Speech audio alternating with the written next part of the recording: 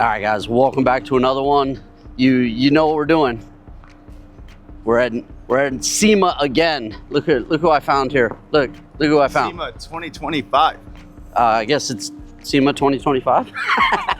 All right, so same way as last year. All right, you guys enjoyed it last year. I'm gonna do it again this year.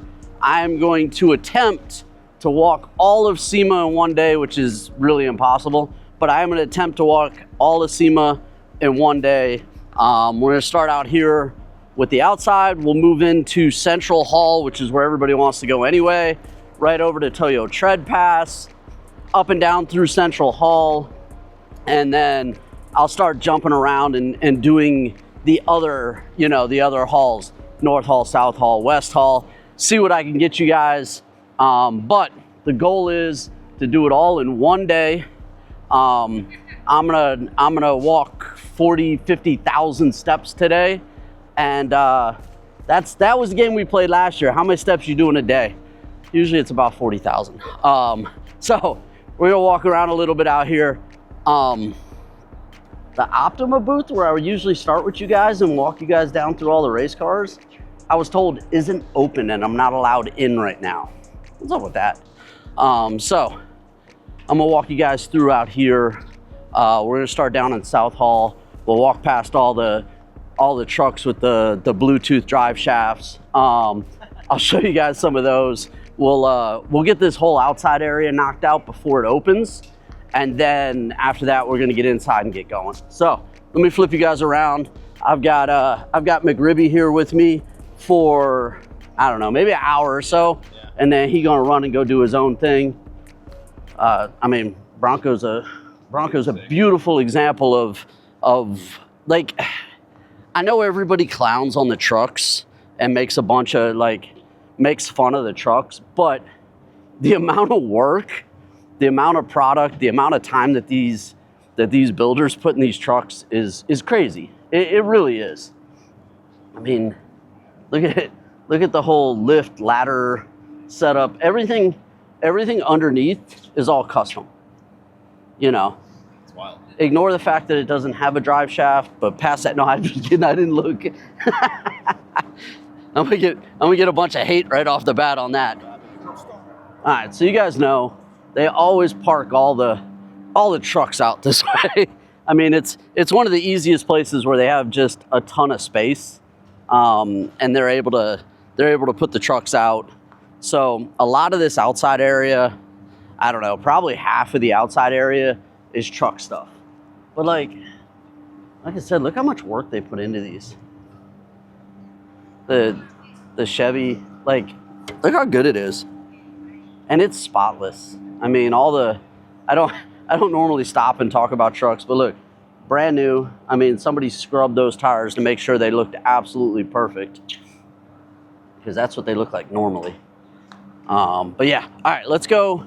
We'll go up through here. I'll come back through the Optima Streetcar Challenge cars, because I definitely enjoy showing you guys those. So I'll probably just walk this area twice and show you what's out here. But you got turn 14 down here. They'll have a thing inside Central Hall too. They're setting up for coffee. That's the big winner. Yeah, turn 14. So they always set up a little outside, and then they have their big booth inside. Yeah. All right, so let's go down here. I'm gonna go past the Monopoly truck. I know, right? It's kind of funny. I like it. Yeah. It's good fun. A lot of like side by side. Oh yeah, what are they, like RZRs or whatever? Yeah, a lot of side by side stuff. It's kind of the new thing that they like. Bro, you could fit in this wheel well. Yeah, look. Look at how much tire shine is on the tires, even on the tread. Bro, look at the shock. Oh, good grief. Dude, you better not fall out. You could probably break your leg. Well, typically they're all airlined up. Yeah, no drive. So they can. I know. Shh. Oh, sorry, don't tell anybody. But yeah, usually they're aired up so they can bring them down. It's kind of cool when they leave. because they like lower the fronts, lower the backs, lower the front, you know, kind of do like the little lowrider feel. Oh yeah, you're right. Eh? Dude, that's Let's go. funny. The little guy. Yeah, on top. Yeah. All right, so like I was saying, we're gonna run through some trucks. Look at the classic Toyota. Yeah, that's pretty cool. I like that they got this mixed like these in. little engine covers. I wonder what's inside of it. Should Look, be an EV. I know that would be funny. Oh, no. But they It's clean though. Yeah, whole little engine cover setup. It is clean. And then all the big boys,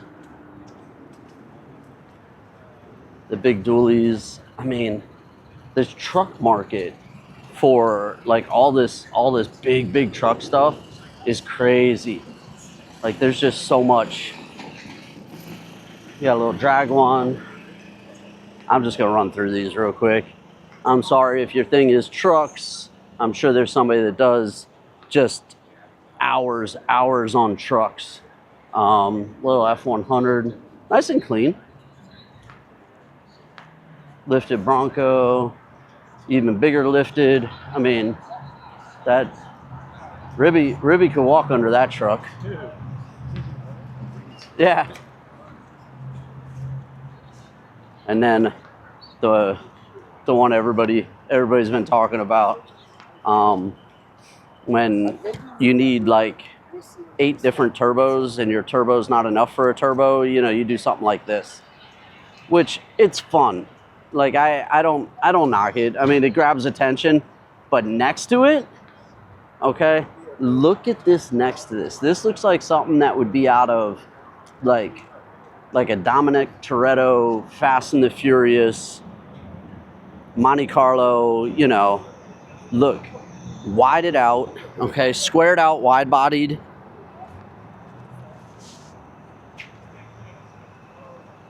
Just tucked. This is super cool. And you guys know I'm full JDM, but when I see something like this, like, I think it was executed so nice. Just because yeah, it goes to Zoku. It looks really cool. Look, I mean, everything's been done on it. It's got like this whole rear diffuser setup. Yeah, that's good. Rhino lined in the back. Hey, the seal. Look at the way they did the seal that goes all the way around. Everything's super clean. It's cool. It's cool. Not typically my style, but still like stuff like that. I still like to look at. Yeah, I really do. I appreciate those. It's so nice though. Like executed very well. All right, then we come down right into the Hondas. Look, wide-bodied, over-fendered, K-swap. I would say it's a hood exit, but there's no hood on it. Just straight though. I'm surprised it's not big turboed. And then you got the little Datsun truck. I don't know the truck. I know the I know the little Ruckus. Yeah, I'm pretty sure the Ruckus is from our area. This is cool. Let's see what else we got down this way. Little like grid life race, little GTI. Yeah, this is crazy. This is cool. Terox brakes, rotiforms. Yeah, all wide body, full race. I mean, full race. This is cool. That's nice. Yeah, I like it. Got the little Hoonigan thing, little golf setup. That one's cool. That reminds me of what's his name from Tokyo Drift. Oh, the Hulk. Yeah, with the Hulk yeah, setup. the giant fist in the back of the Scion. That's crazy. Oh man, see, we're starting to. They're still doing construction on the front. Yeah. Smash. All right, since you guys are asking for more Subaru stuff, see, I listen. I listen. Look. He's got the Advance. Look, big kick up. Advan TC4s. Huge offset on them, I know, too. you see that? Really big I'm like offset. looking at the hub, like, yo. It's a huge offset, but still needed but still needed some spacers. That one's pretty cool. Let's see if we can walk this way without getting in trouble. The SVX? Yeah, the SVX? SVX. Yeah. That's pretty tight. Full rally spec. That's pretty cool. I like that. And then he put the intake vent all the way up. That way he can submerge that thing all the way underneath. I see a little Del Sol over here. That's kind of fun. Over in one of the audio booths. This is old. This is MB Court. Hey, remember the meet we went to? This is like Del Slows? Yeah, there was so many of them. This one's really clean though. I mean, it's a clean example. Yeah. Dude, on the PFO ones, the N-Case. Looks good. This guy's got a It looks time good. capsule, dude. Oh, it's super clean though. A little lima bean. That's yeah. Wow.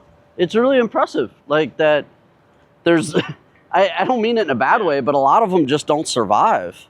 That's a better way of putting it. They don't survive. They don't. The test of time. They get driven. You know, they get wrecked. They're beat up. They're parked outside. Yeah. You know.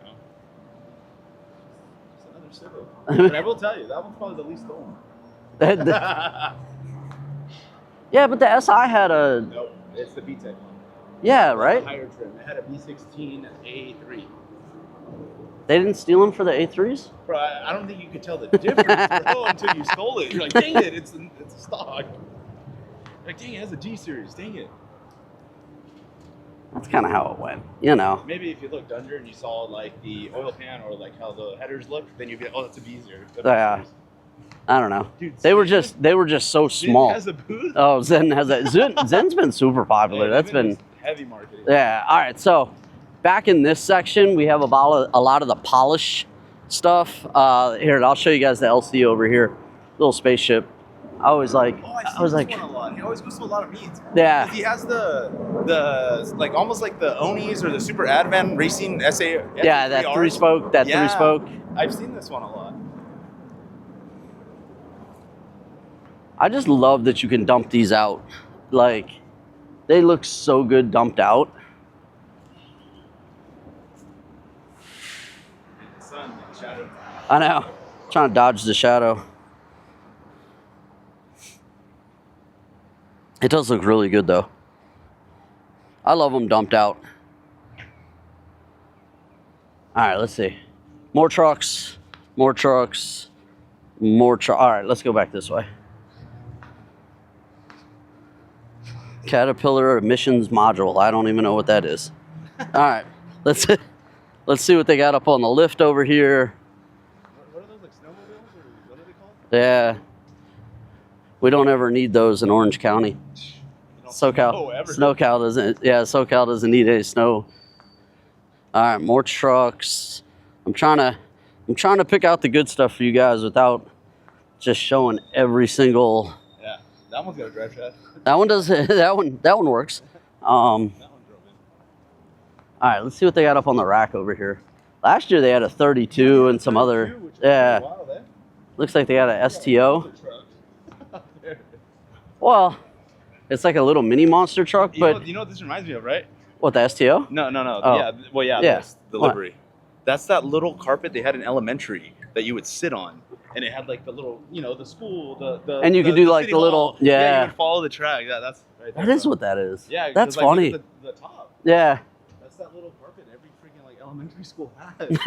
And you go to your little cubby and get your like peanut butter and jelly and Cheeto Puffs. Look, they lifted a Model 3. They lifted a Model 3. Oh, the sun's already getting me. I know. I don't know. We'll walk through. These are all boxed in. I know. I don't like how they did that. So because they have the front still under construction, like over here, all of this is kind of squished. So yeah, exhibitors can probably go in. I don't want to ditch you though. Nah, you're already gone. Whatever. Stop. All carbon. It looks so small dumped out. It does, yeah. Well, look what it's parked next to. Well, that's true too. But all carbon. Looks cool. Liquid moly. We're gonna walk down through here. I'll show you guys the rest of this outside stuff. And then I'll make my way back over to the streetcar That's challenge, sick. the off-road BMW, and they just left it dirty. Yeah, like that's Yeah. awesome. They're like, cool, we do a rally in it. I think it's also, you know, to demonstrate the expel. That, Yeah. That live. Yeah, that the wrap thing. the PPF. Yeah. That's tight. That's cool. I like. That's cool. Then they have what, like a Model A, Freaking Model T, Henry Model Ford T. over here. They call it the Model T Rex, Oh. the Model T RX. That's funny. Or did that drive in? I know. Like, does that one have a drive shaft? Stop, that's just a bit of meme. Let's look at a right-hand drive NSX. Oh. TEs. On TEs. Little carbon front lip. Looks good. Recaros, tilted steering wheel. Not an NSXR, just an NSX. Don't mean that in a bad way. Supercharged. Is it supercharged? Yeah, I can see it from here. Oh, it is supercharged. Nice. Watch your head with the strap. I know. It's got. Look at the suspension. You saw the reservoirs? Yeah, it's got the Nitron suspension. Dude, that's cool. ARC stuff under the hood, under the rear hood, airbox, Yeah, something. It's on the passenger side, I guess. Let's see what else we got over here. You gotta get Tomater, bro. Oh yeah, we're gonna go see Tomater. I like the Roadrunner conversion on the newer. Let me see. I gotta walk to the other side for you guys. The sun is brutal out here. Always is every year. Here, there you go. The conversion looks cool. It really looks like they should have put that next to Tomater because it looks like the Cars version. From King? Yeah, it looks the like blue one? Yeah, The one that like he doesn't fit across the finish line and Lightning McQueen pushes him. and pushes them the whole way. They should have had all three. The power Chick, wagon. the green one with the mustache. And bro. just line them all Yeah, up. line them all up.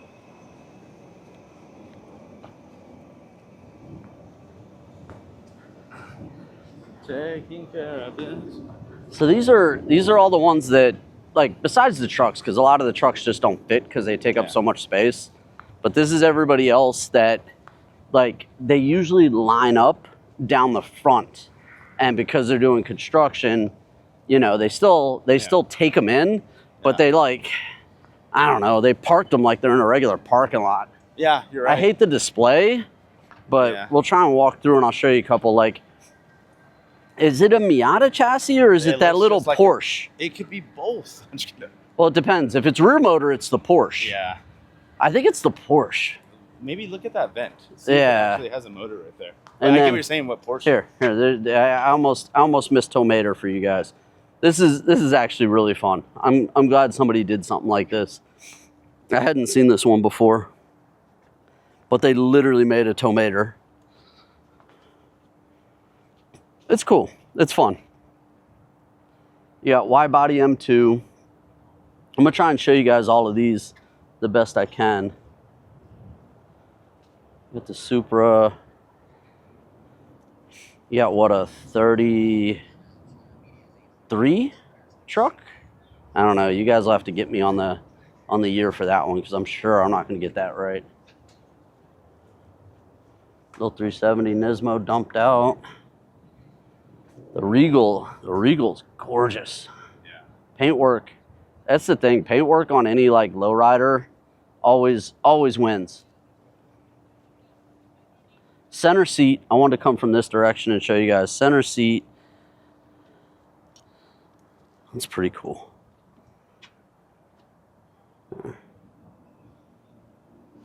Rear engine, is that a Boxster motor? What is it? Yeah. Right? Yeah, it's maybe like a. I don't know. I don't know if it's turbo. I mean, on MCSs. Kind of reminds me of like the Subi. Yeah, you guys will have to comment on what it is. You guys will know on this one. The coolant like fill and reservoir thing's tight. Yeah, like it's turbo. I see a heated blanket wrapped around the manifold. so it's initially a Porsche. So it is a 914 Porsche. You're right. You called it. I get lucky every now and then. When I first looked at it, I did think it was a Miata at first. The 190. The 190s, these are always cool. Like DTM style, whited, all carbon extra. So all your little accents are carbon, and then it's been painted. I think this Evo comes out every year. This is the same Evo we always see. The two-door Evo plate. It's like yeah. TBR. Yeah. We always see this one. Yeah. I'm not knocking it. I like it. I mean, if you can keep bringing it out. He's got another Evo behind him. The IROC Z. Yeah. All right, so he's got carbon, painted carbon with a little extra flake in it. You guys probably won't be able to see the flake. The front doors are carbon, all carbon through the front. Rear doors. I'm gonna go inside. Okay? Yeah. So I know. Make sure your phone's on though. My phone will be on, maybe. Bye, McRibby.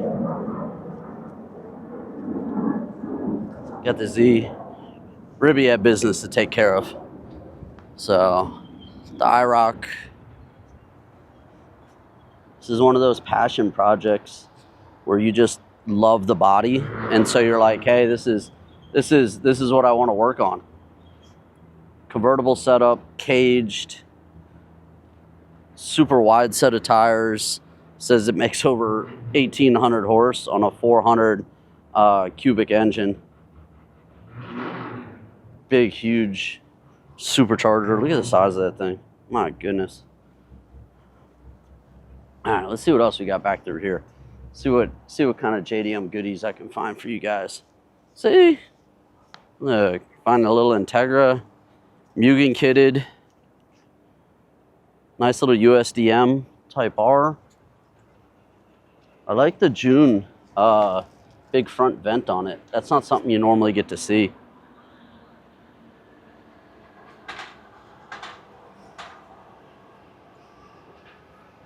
The Metro Speed with like the Mugen style emblem on it. Rear wing. It's cool.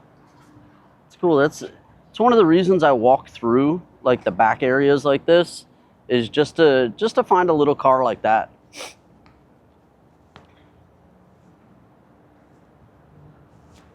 All right, let's see what else we got. More trucks, trucks on trucks, lots of trucks.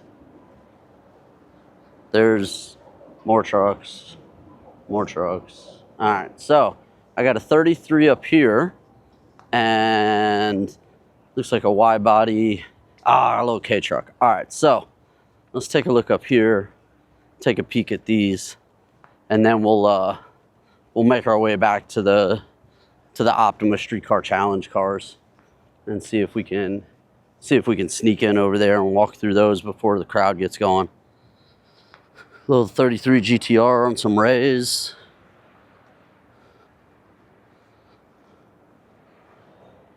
Just nice and simple. If it wasn't all liveried up, it would just be a nice little clean 33. Got the wide body Supra Pan Am kit on it. There you go.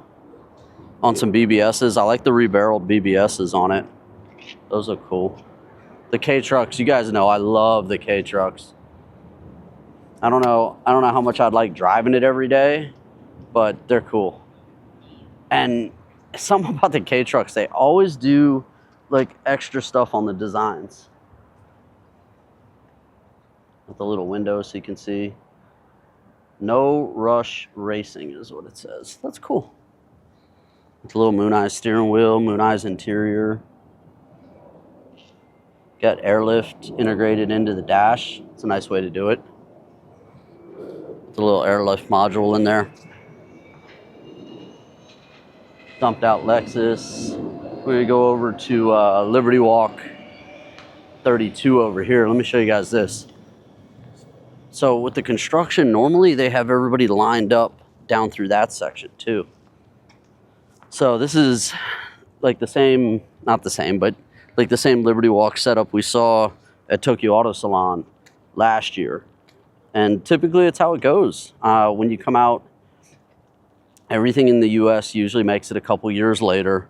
So this is the same idea as the one that they had at, well, I guess the beginning of this year at Tokyo Auto Salon. It looks cool. I like it. I'm not knocking it. Has a little variation of some US DM stuff on it, but looks cool. I know there's one inside too I'll be able to show you guys. But what do you guys think? It's pretty cool. I'm gonna grab a photo of this before it gets too crowded and the sun comes out too far, and then we're gonna head back over to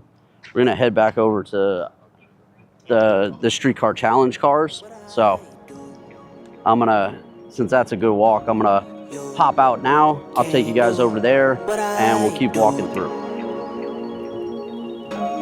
You can do what I do. No, no, no, you can do what I do. Whoa, whoa, whoa, whoa. Race that go. I need a bag and I need it to go. I hit a spot and I'm ready to go. I've been on go, so I'm always on go. Been it before and I act like I know. Been it before and I know how it goes. Straight up, part of my weight, my gain up. I don't need chains, I'm chainless. Long as my kids stay caked up, long as my mom stay prayed up. I'ma be here forever. I'ma be here forever. I'ma be here forever. You can do what I do. No, no, no, you can do what I do. All right, guys, so I was able to get out here and the little security people let me through this time. So I'm gonna walk through.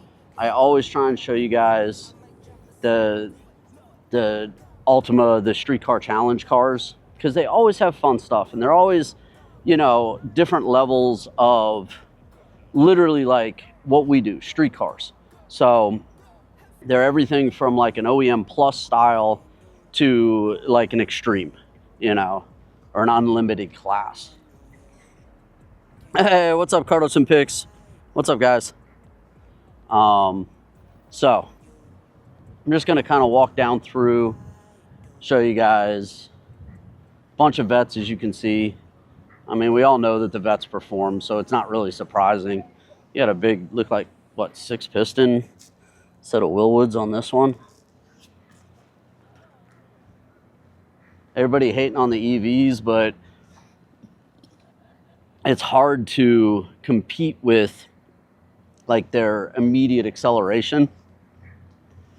Top end, maybe not so much, but for what you're gonna do on track, I mean, most of the EVs, the Teslas, they'll run most any of these cars. So, new Model 3, looks like a performance. This looks like an unplugged setup, I think, with the front on this.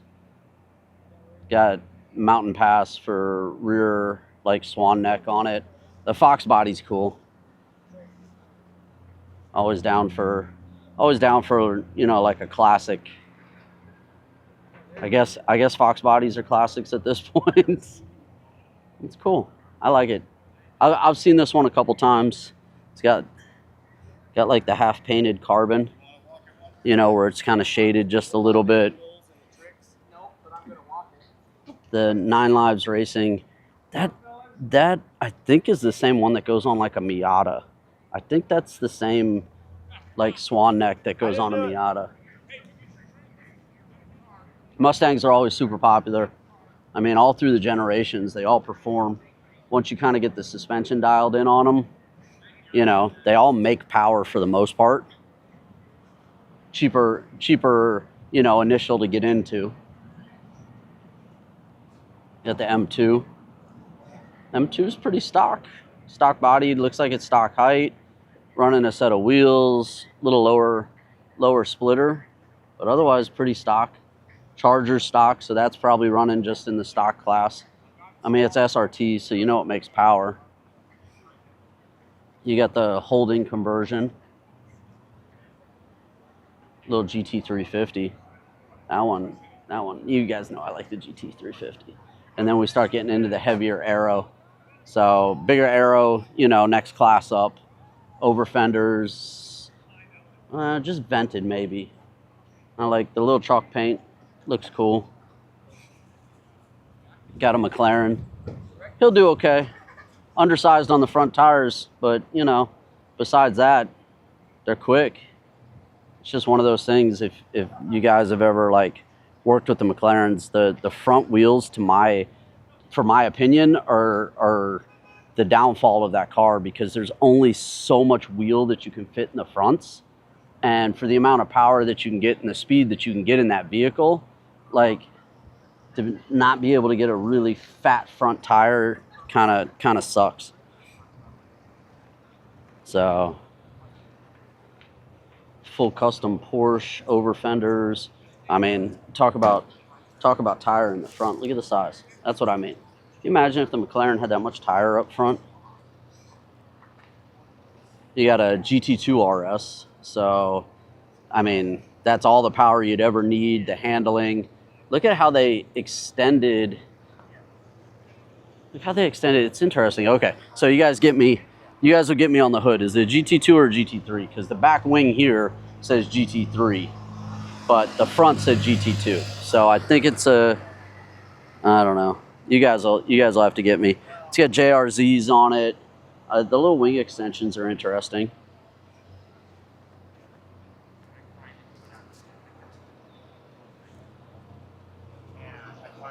You got a little E30.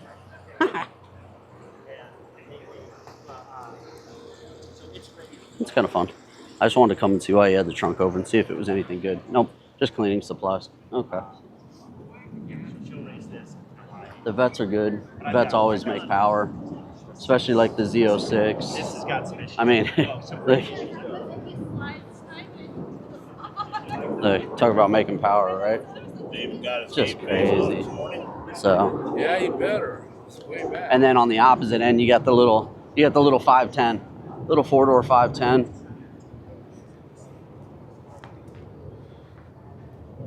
A couple of their extremes, you know, the fun builds.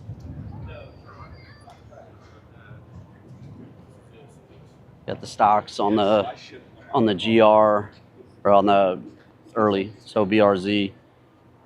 Little ND Miata. Little ND Miata, if it's driven right, even though it's underpowered, you know, momentum cars are always good. What's up, guys? Hey, it's Brothers Garage. What's up? I don't know if you guys made it all the way out here this year or not. All right, then we got some of the big classics. I love these cars. So I love these because it shows that the old classic muscle cars, you know, they're not just straight line cars, which I think even for current generation, this is something that's important. You know, it doesn't have to be just a straight line car.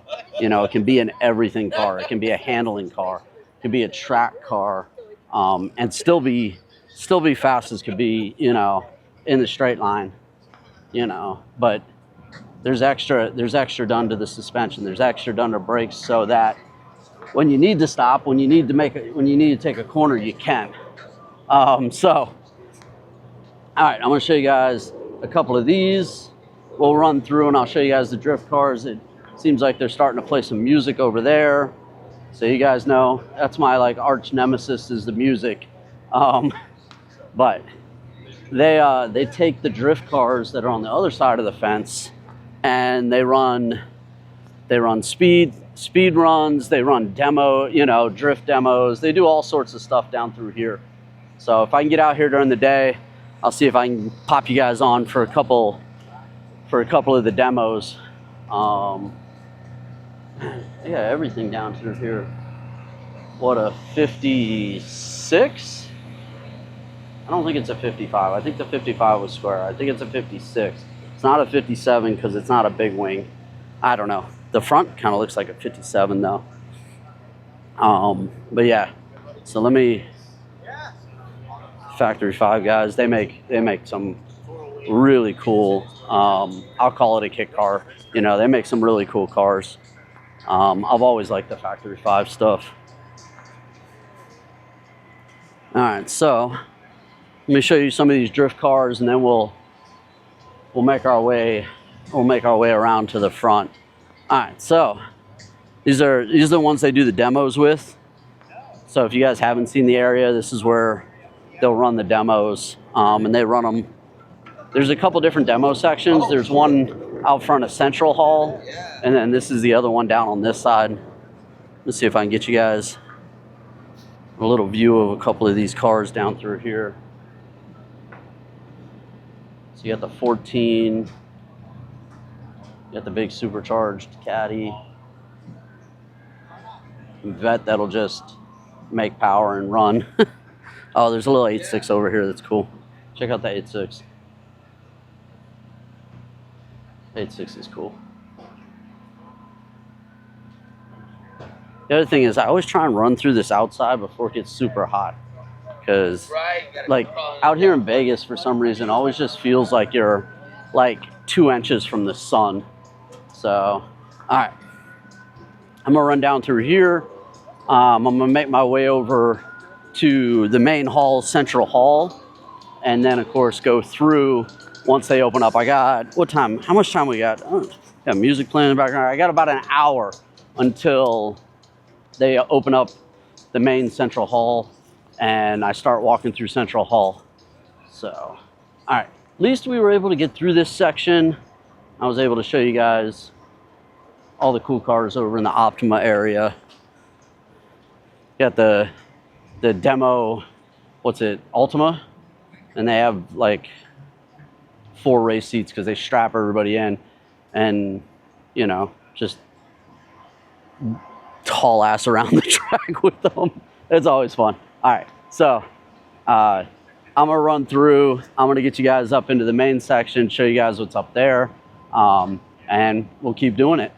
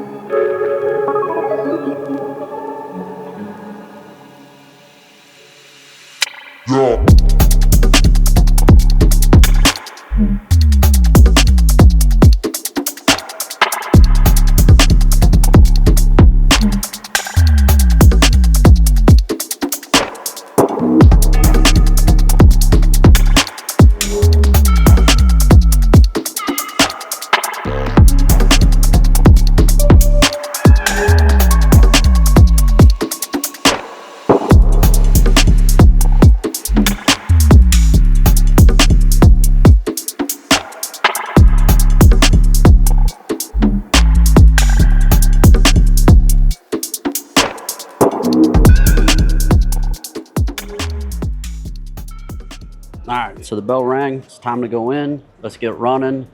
Like I said, we're gonna start over here with Ray's and Mackin Industries. I love starting at this, especially before it gets super busy, because it's kind of the only way to get a good couple initial photos. Because once everybody gets here, it's impossible.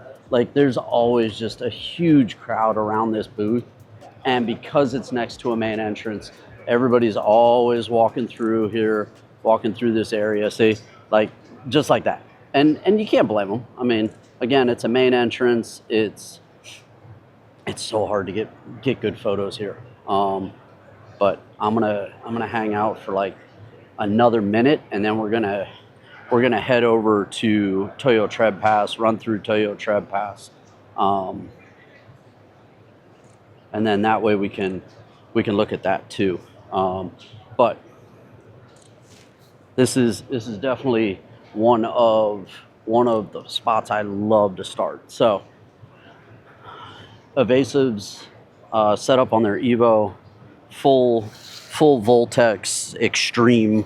I don't even just want to call it a Voltex kit, because, you know, full Extreme. You got the Advan GTs on the Porsche, the full HKS. Look, just ridiculous. All dry carbon, just crazy. Somebody's setting a car alarm off already. Look how good the S2K looks. This is basically like the same one we saw for setup at Tokyo Auto Salon, where they made 2 new kits for the S2K. They made a street kit and they made a track kit. So, or, you know, like a wide body one. Trying to get a couple more photos before we get too busy. Got Adro set up on the Supra. Adro's just absolutely been killing it with their designs. I love this lower rocker panel with the separation up here for the lower fender rocker panel setup. Super cool. Like, I really like the way Adro has been doing their designs. We got a Z. You guys haven't told me in the comments how we're doing them. Are we just calling them Zs, or are we calling them 400s? I don't know. I know we've been kind of in between how we want to do that. I'm gonna have to come back and grab a couple other photos. All right, so like I said, we are gonna just sprint right through. I always love to stop here, grab a couple photos before it gets real busy. Now I'll flip you guys back around. We're gonna sprint through and go get Toyo Tread Pass before Toyo Tread Pass gets busy, because that's another one. And if I see something along the way, I'll probably stop. But the goal is just to get to Toyo Tread Pass, run through that, and then look how good that looks.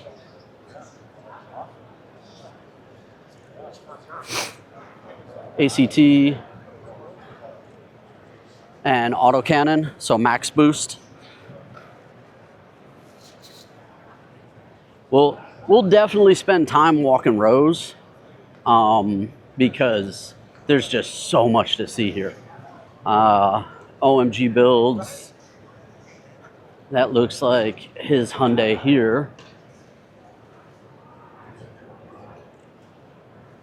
His stuff always looks so clean. He's one of those ones, when he builds something, like every nut and bolt, just everything's always super clean. All right, let's cut over. NRG's down that way, Wagner's down that way, Liquid Moly, IPE. It's hard not to just stop everywhere and just like grab photos, especially before the crowds come in. But that's what my Fridays are for. So Fridays I'll do that. A little 2.5 over here. Still making my way towards Toyo Tread Pass.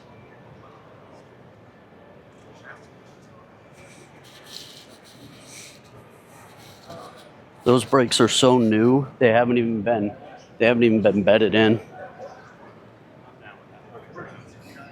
All right, so down here, oh, you guys can't see it yet, but Honda's all the way in the back corner. So once we get through Toyo Tread Pass, we'll come back out, we'll run through Honda, and I'll show you guys. They have the Type R Odyssey here. They always have a really good booth. Got a 34. Look. Looks like Larry Chen's 34, if I had to guess. I think that's who that is. Little STO. We're almost. I got to cut over. All right, so let's cut over. That way we can get Toyo Tread Pass, and I'll knock out Toyo Tread Pass, and then we'll knock out Honda. And those are definitely my two big hits right off the bat for Central Hall, and then we'll work our way back up to HKS and start hitting all the other ones that are up towards the front. So luckily down here where Toyo Tread Pass is, it's almost at the end of Central Hall. So, oh, they're wanding everybody on this entrance. That's fun. Okay. All right. So Toyo Tread Pass, we're going to spend a little time down through here.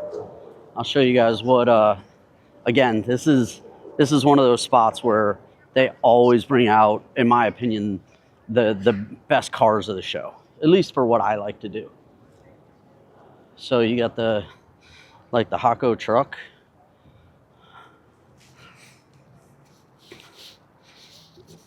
Big 8 underneath it.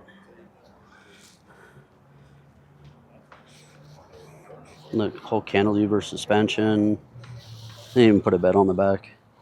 Custom. Look at the exhaust piping. It's crazy. So, I mean, Adro, Y-body on the Supra. It's running endless. But just a nice, really big wide body. You get the Z next to it. Says something about 5,000 aluminum, so I guess a whole aluminum body. And then again, I try and run through this stuff for you guys early on because there's just so much less for just crowds down through this area. You got the M3, the ITBs on it. If I miss a specific motor or like what's in it, you know, you guys drop those comments, help me out a little bit. All not tubular subframe, but you see how they did the shock mounts. They're all custom. I mean, everything down here is going to be custom. Really nice, clean interior. Kept it OEM Plus on the interior, though. Walk through, make sure I'm not missing anything in the back. Having to compete right here. This is where I'm having to compete. What's up, man? How you doing? Nah, man, you're killing it. So this is Liberty Walk, like we saw in Japan this year, and like the one that was outside. Really cool. I like the black. You guys know I like black cars anyways, so I definitely like the black on this. I'm gonna have to run through and take photos, which is super hard because everybody else is trying to take photos, and I really like to get clean photos without a bunch of people in the background. And you got to do it before all the sun comes up, because then the sun just like blows out everything. So it's a little bit of a challenge.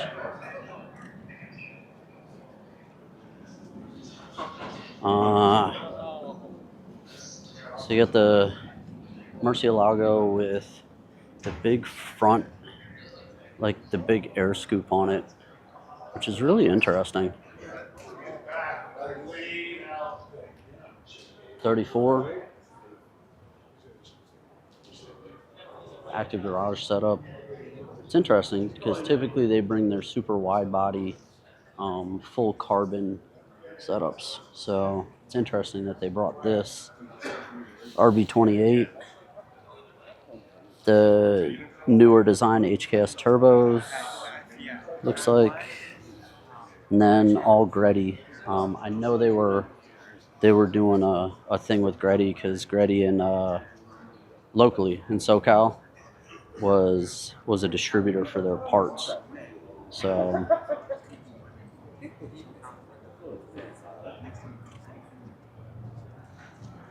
trying to get a couple photos right there. I'm gonna run back over here where we were looking at the 32. I want to get a couple photos. Hopefully I can grab a couple before everybody gets in here.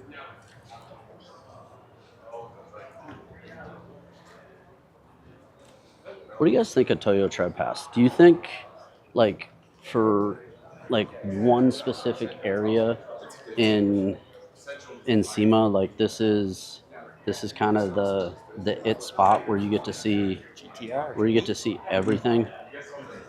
I don't know, so cool. We'll go check out the Porsche, come back up that direction.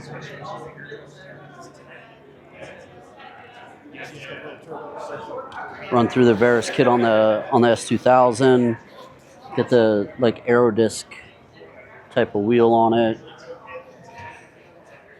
Got the frost white paint. And it looks, I'm kind of curious whether or not it's paint or if it was like a PPF. Keys racing wheel, I like. NSX horn. It's got the spoon slick back.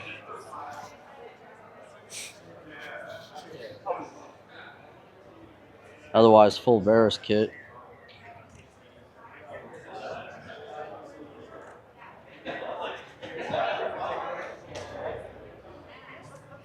Maybe this is one of the reasons I like the Alcantara dash. It's freaking gorgeous on this thing.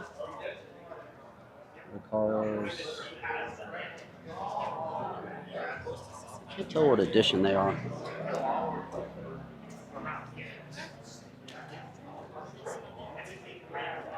Down through a Camaro. Big Magnus supercharger. You can only imagine how much this thing whistles. You know. You think the Hellcats make a lot of noise. Got the cantilever suspension in the back. S2000 looks good though.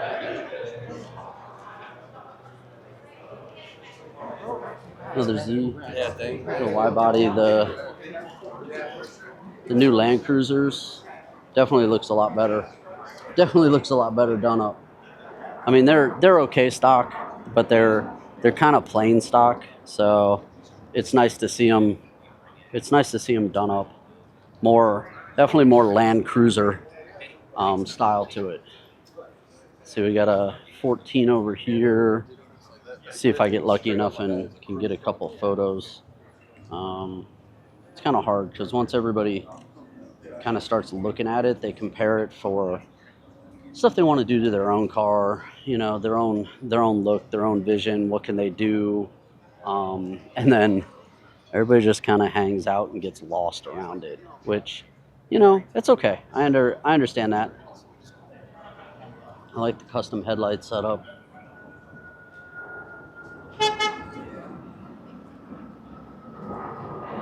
Looks like it's a Fortune Auto car for suspension.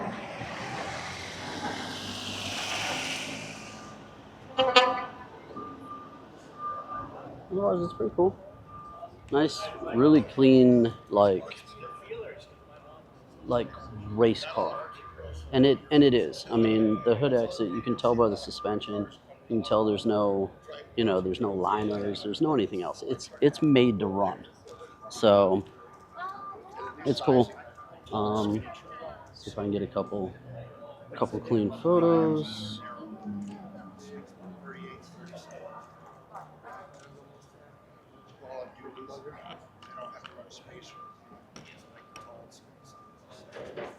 it's always a little bit of a challenge. Thanks. There we go. And then the goal is always basically hit your look, hit your photo, and then just keep on going. And everybody's always doing something, so it's always a challenge to try and stay out of everybody's way. Oh, you got the 4-door Hako. This is pretty cool. We'll get to the couple Mercedes that are next to it, but let's see. I looked at trying to get one of these. And sometimes it's in the details. I don't know if you guys can see. Little mask. It's super cool. Like you gotta pay attention to the details on these things. Nice clean interior, all like stock or plussed. It's a GT 2000, so there's no over fenders down here, so that's how you know it's not an original GTR.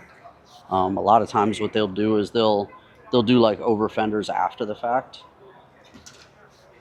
but it is super clean.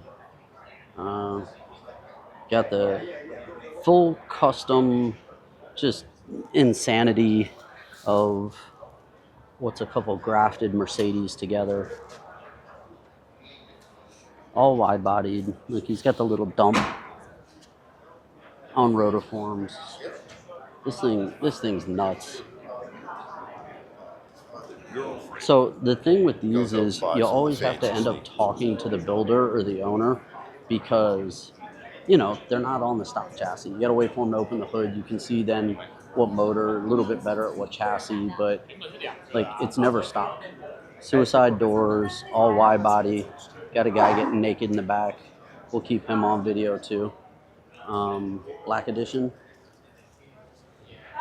Again, it's like the DTM style wide body.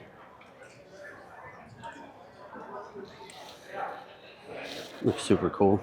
See if we can get out of everybody's way. Horse is just... So the thing is if you're here to shoot and you're doing like cinematic shots and everything, you can see everybody with their gimbals. Like you just got to get in there. You just got to do it. Because if you don't, like, it's almost impossible. Like this, if I'm gonna, like, if I want to get a clean shot, like near impossible. You have to come after hours. That's what you got to do. So the big thing Toyo did this year, and you can see the guys looking at it right here, is they just dropped the new tire. So.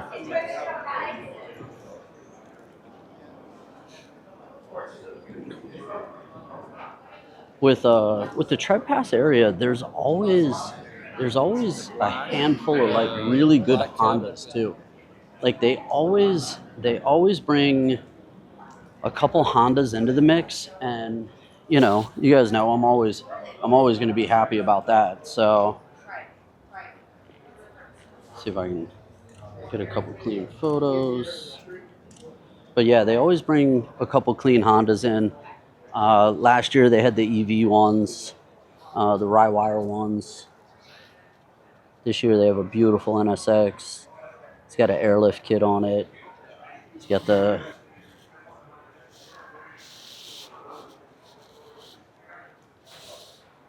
no supercharger on this one. Oh, he's got a blow off. So this one's turboed. That's what it looks like. But otherwise it's super clean. And again, I really appreciate that, like Toyo with all their super custom like cars, like the Mercedes that you saw down there, you know, that they still let in or still park really clean Honda builds. So it's always nice to see. Trying to get another shot before. Oh no, see, I was trying. And you end up with just people. All right, I think I got it. And then here's another example. So you got a V-Dub. That's what it started life as. Willwoods, BBSs, caged out, full stereo. The custom stitch on the Recaro that matches the check. Got the race dash, AIM race dash. Like, really cool.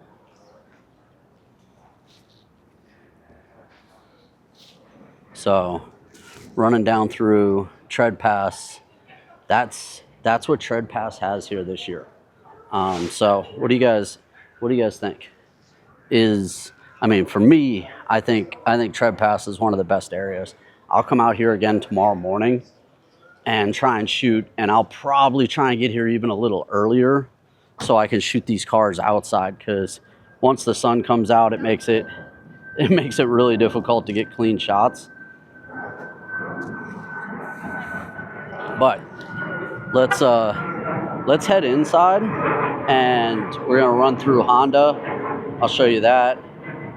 See, everybody just kind of gets lost, and I don't blame them. I mean, the suspension's super cool. It's got, like I said, it's got that cantilever suspension.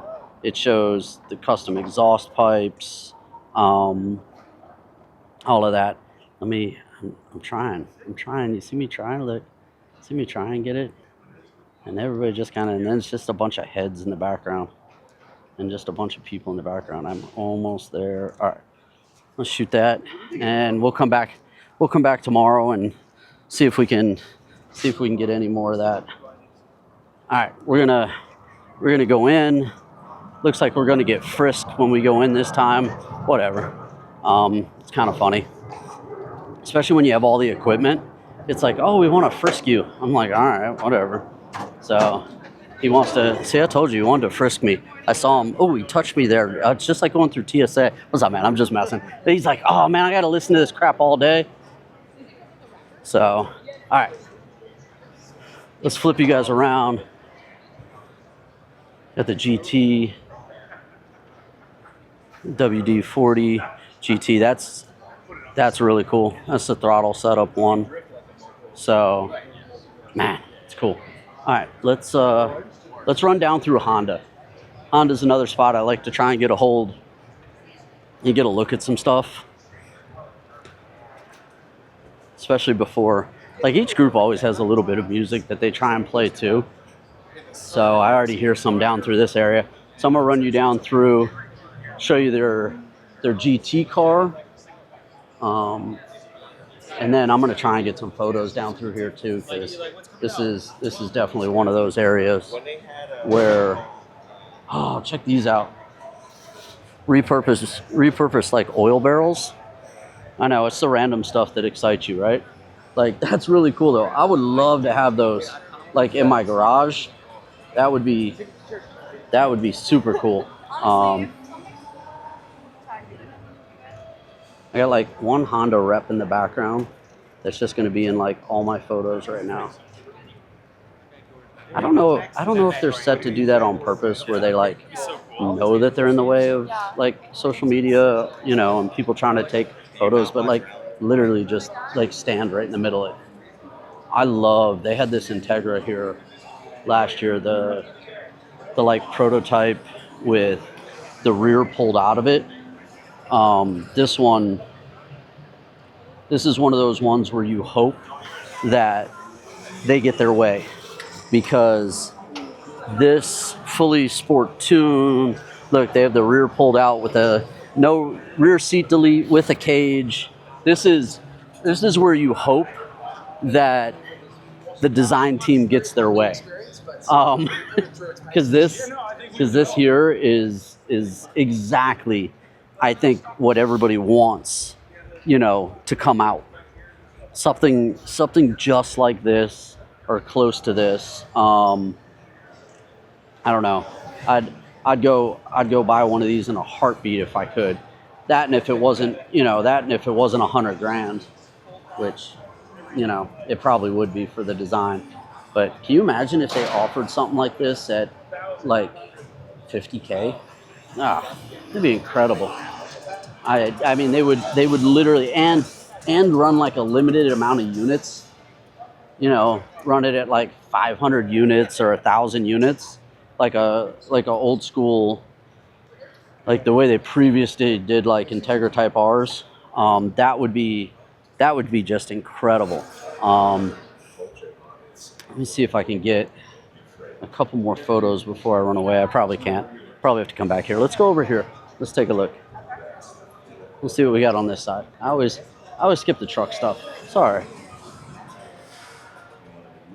So you got the off-road passport, which I think I saw one of these set up at one of the auto shows. Actually, I think I saw it at the auto show in DC. Off-road on the FL5. Full rally spec. That's really cool. Again, it's not something you normally get to see. So that's pretty cool. Like they're talking about the Integra. Trying to stay out of everybody's way. All right, so they're doing their little Integra promo video, which is cool. Look how good it looks. Look, the way it's just set up, it looks so good like that.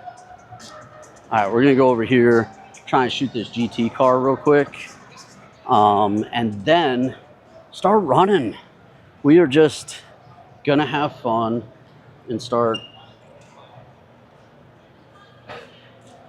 running through. All right, so let's start doing laps.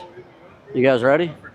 I'm gonna pick a lane, and we're just gonna start doing up and backs. And as I see stuff, I'll pop left and right. I'll probably try and shoot some photos while I'm doing this at the same time, because it's just so much easier. And then typically what I do is I save photos for like the last day. So for Fridays, same idea. I'll go through and initially, like on a Friday, right when I come in, I'll just start shooting photos and just try and bing, bing, bing, and just knock a bunch of photos out before the crowds come in. The only challenge is on Fridays is it's open to the public, so there's this huge increase of people that come through. And honestly, the public grouping, because it's all brand new to them, and it's all like super wild. They run around like they're at Disney, and they've never seen anything like it, which is good for them. Makes my job harder, but it's good for them. All right, let me flip you guys around. And like I said, we're just gonna start walking the hallways and just looking at everything. If there's something, so this is Hoosier. We were talking about them out front. They got STO in the booth, but this is their new Track Attack tire that they have. I really want to try this tire out. If they make it in my size, I would straight throw it on mine and try it out and see how it works. You got the 34. So here's another thing. Again, I think this is Larry Chen's 34. If I remember correctly, I'm pretty sure that's his. One of the fun things about like being at SEMA is you have like a huge like weird variation of cars that are in booths from like booth to booth. Let me see if I can get this set up a little better. There we go. So anti-gravity batteries, that's what we got in a Honda. That's what I'm running in the EK right now. They're just a super lightweight battery. I wanted to get one of these restart ones. The restart one, basically, if you have a parasitic drain, or like you have a really slow drain, or you just don't drive the car and you don't have it on a tender, it'll get to the point where basically it's almost dead, but it's got a button, and basically you can jump start your own battery just enough to get it running again, and then hopefully either figure out where you got the drain or remember to put it back on a tender. So let's see, we got the little Q50 here.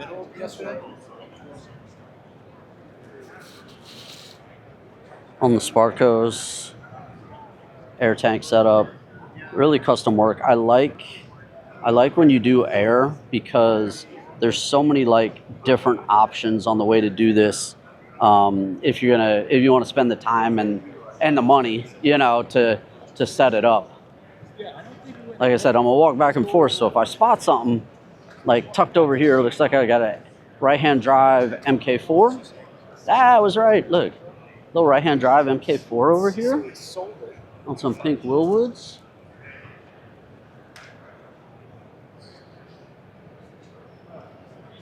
You know, supers always get a little love.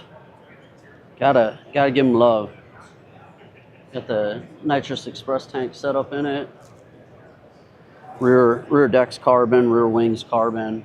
It's cool. It's a little setup. I think it's like a SEMA build, like a battle of, you know, the battle of the builders type of car. Down through this area, they'll have a bunch that they make chassis. So you have to like go through and you can see, so any of the older models, they make new chassis for them.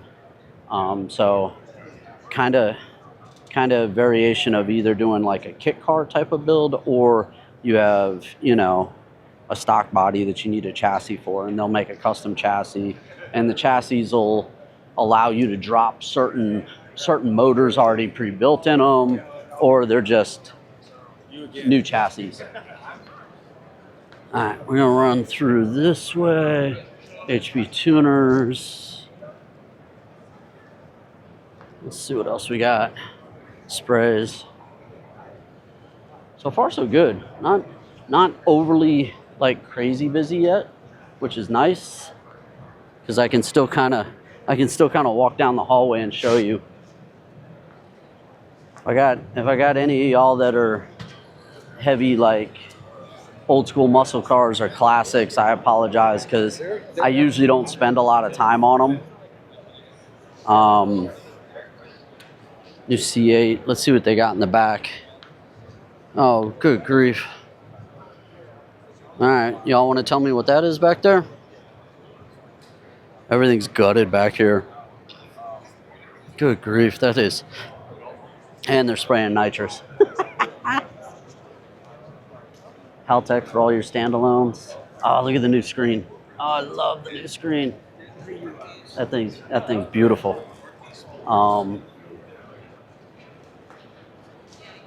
Yeah, that screen, if I ever have a reason to do a standalone again, like that new screen that they just released, it's like a 10-inch model or something, I think is what it is. It's basically like a little mini iPad.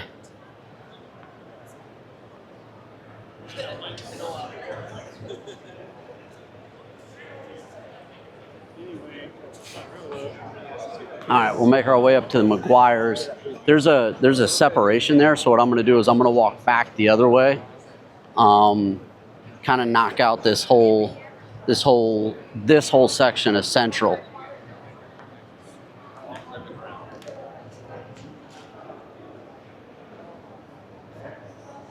Holly, MSD, Diablo Sport.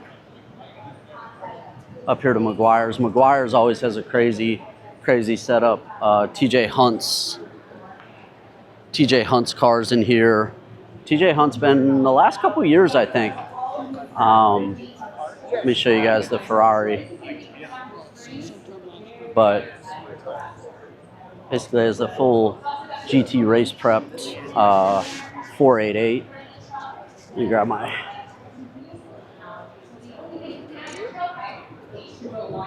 a couple pictures while I got it here. Before, yeah, get a couple good photos. So TJ Hunt's Ferrari, set of BBSs. This is really cool, super clean. His cars that they display each year always are. They had the race prepped BMW last year.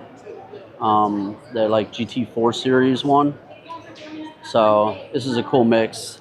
I mean, talk about, look, you got TJ and Larry Chen just hanging out, doing their thing.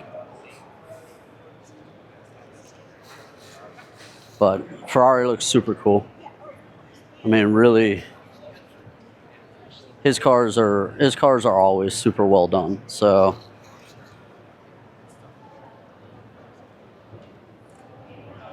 see if we can get a couple shots. But what do you guys think about this? I think he's gonna mic him up, have a little conversation with him. That's cool. It's always fun. Let's run through. We'll go over another aisle, go down. We'll go up here through Toyota. It's always good to get like early access and try and run through this thing as quick as you can before all the crowds come in. One of the advantages of coming a couple days after the start, so today's Thursday, one of the advantages of coming out on like Thursday is that everybody's partied out for the last couple days, or they've been working real hard the last couple days. So like Thursday they come in late. Friday they typically just skip it altogether, unless they're specifically working it. And then especially since Friday is now open to the general public, you know, it's kind of, man, what is this? This thing's beautiful. All right, so have you guys ever seen this before? This is crazy. Full race car, huge aero. I honestly have never seen this before. What do you guys think about this? It's always cool when something catches me off guard, and I haven't seen it before. But just I don't know. I'll have to pull them up and take a look at them, because this is super cool. Got a couple Sims right here. SVAL makes all the fans. I mean, if you guys are into muscle cars, like SEMA is still the location for that. For me, I'm happy about it because they started moving more JDM stuff in. But you know, this is still primarily, you know, American muscle car, classic cars, trucks. That is still the majority. But what's really cool is as we walk down, check out the Supra. So, I mean, how cool is that to see something like this here at SEMA? So, updated, swapped as you'd expect. Oh, it is older though. That's pretty cool. Older GT wheels. That's pretty cool. So something like this. So, I mean, you guys know Power Stop for brakes, but for them to pick out of all the cars they could have picked from, to pick a classic JDM, or, you know, it's left-hand drive, but a classic Toyota Supra, not an MK4. That's actually really cool. Again, they had any car or truck that they wanted to pick from to display in their booth, and they pick a classic JDM. So super cool. We're back over at Mackin and Ray's. We're gonna walk down this way. The GT3 RS on the Advan GTs. I mean, you can't ask for a better spec. I love the Advan GT wheels. I gotta take a pic of these for somebody I know that wants them. Send him a pic. But yeah, so we were talking about this when we first walked in. I'm trying to grab a couple photos real quick, but how's that for a lineup right there with all the wings and the spoilers in there? That's pretty cool. Here, I'll show you guys. couple of the wheels. You guys know I run Advans on mine. The GTs, I wish I was able to fit the GTs on mine. They just they weren't making them in my size, so I ended up in the TC4s for mine, which I love my TC4s. I think they fit great. That's kind of cool. They're up ACH taking those photos.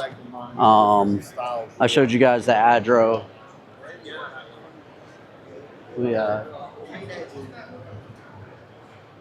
lugs. I always run Project Kick stuff. I've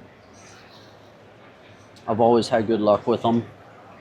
They make a bunch of different variations of lugs, lug studs, locking lugs. These are literally the oil filler, the oil drain plug, the magnetic one I just put on my car like 2 days ago. So all the Project U brakes. This is like a sneak peek at Tokyo Auto Salon for you guys with all this stuff. Little race setup with the temp gauges on them. Super cool. Like I said, I love coming through this area because they always have the cars, you know, that I'm into and the stuff I like to run. All right, let's keep running down this, and then we'll come up through that center section. But I want to run this outer edge for you guys and see what else we can find. The hard thing about SEMA is finding all the cars in the nooks and crannies. I mean, you do have to remember it is supposed to be all business. You know, it's all industry up until Friday, so everybody's here talking business. You got Miller with their whole welding setup. They do demos. You get the little sand setup. It's crazy. We're coming down to Lincoln, so we've got more welding going on down here. And they do demos. They let everybody practice. You know, it's all business. So they're trying to show people their product and how it works, and you know, that's how it goes.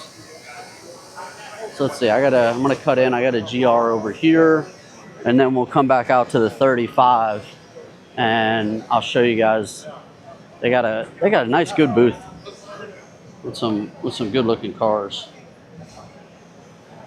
So you got the GR, the AT230. Those guys are the local ones. I always go to the Cars and Coffee meets, so it's cool to see them here. They do a bunch of air. They have an in-ground alignment rack, so super easy to get alignments done on your really low cars. But yeah, we always go up and do Cars and Coffee events. They hold Cars and Coffee events all the time at 2:30. And it's definitely a cool place to go hang out. The whole front end of the place is coffee, and then the back end is a shop. So super cool. Got the 35. Oh, just a huge set of wheels. Got the Z. Let's cut back up in here. I saw a couple other. Let's say another GR over here. Show you guys that.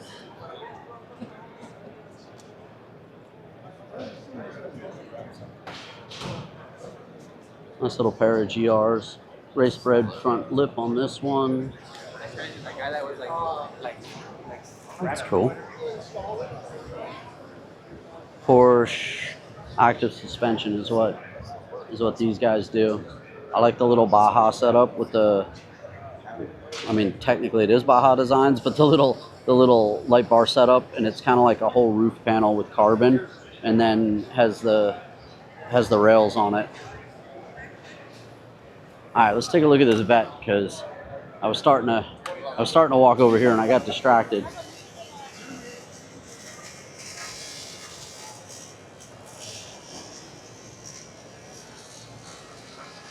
With the vet and the wagon, you guys know I'm always down for a wagon. The Audi wagons are always fun. DBA brakes, These I think are what I'm going to put on the EK next. I really like this design. What do you guys think about this? I think I'm going to run these next on the EK. I think what I'm going to run is I think I'm going to run these rotors with the endless kit, as long as I can find the right sizing.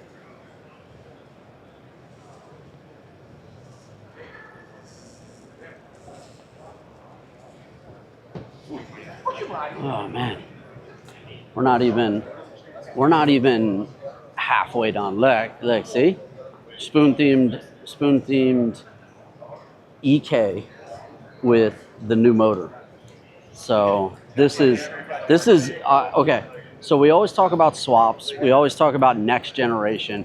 We were talking about, you know, how Rywire did the EV, you know, did the Tesla setup in it.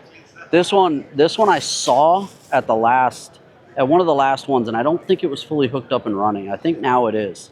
But you have full spoon setup, right? So wheels, brakes, full interior, has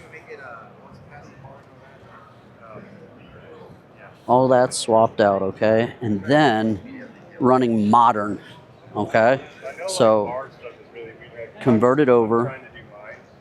I mean, look how good it fits in here. Like, it really does. You get the power you want because you get the turbo, okay? You get all the new reliability of a new motor. Now, granted, it doesn't sound like a B series. It doesn't, you know, it's not going to sound like my EK9. What do you guys think? Do you guys think, like, so looks like flex fuel sensor on it. This is pretty cool. Definitely the next generation of where we can go with our classics. But what do you guys think? Do you guys like this idea more than trying to keep it like I've got in the EK9, B16B? I mean, I'll never make as much power, you know, as these guys are able to, running the newer generation motors. Or do you think we just skip past all of this and go right to the EVs? I know you guys are going to hate on that comment, but I'm just kind of curious. Do you guys like this idea of being able to now move into the newest generation of motors, run this setup in your Hondas, or always stay classic? This should only have a B series in it, you know, a B series ITBs. What do you guys think? Or they just skip right ahead and throw a Tesla motor in it. All right, so I'm gonna flip you guys around. We're gonna keep walking through. We are not even halfway done, but you guys, let me know what you think, and I'm gonna flip you guys around. We'll keep going, and we'll keep running through. All right, guys, so let's keep walking down through. Like I said, we're not even halfway done yet. We're gonna go down the rest of the way down here. Then I'll flip you guys up around. We'll go back through the center section. Let's see what we got going over here. Neotech, shock absorber, trackside support. I don't know exactly what they're doing, but trackside support's always a positive. The car looks good. You guys know, I'm always down for the Supras. I love the Adro setups, so always fun for that. Let's see what Agara clutch has.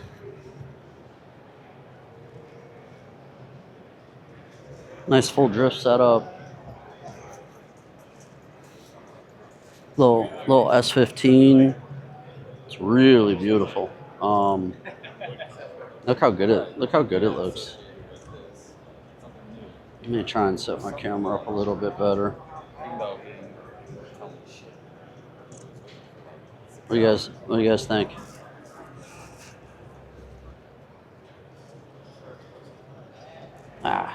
See, that's why I wanted to walk up this side. Let's see what else we got. I'm gonna walk down here. We have the future tech area.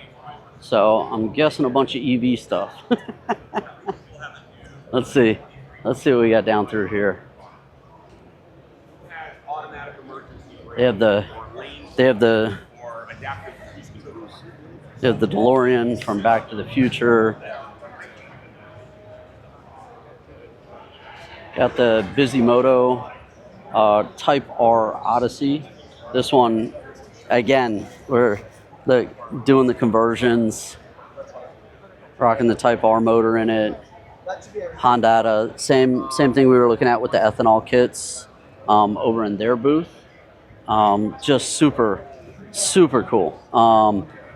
Bisimoto always does really crazy stuff. So recently it's always been like Porsche. Before that he was doing Hyundai stuff. Before that he was doing the Honda stuff. So like it's really cool to see something like this. Look, Type R look on the wheels, the red highlights. I like. Look, it's got the shifter in it. Reminds me of EP3. What do you guys think about that? But this is fun. Like this is literally fun. If I shoot this from the side like this, it just looks like we went to a dealer. But you've got the Type R look on the wheels, Type R under the hood.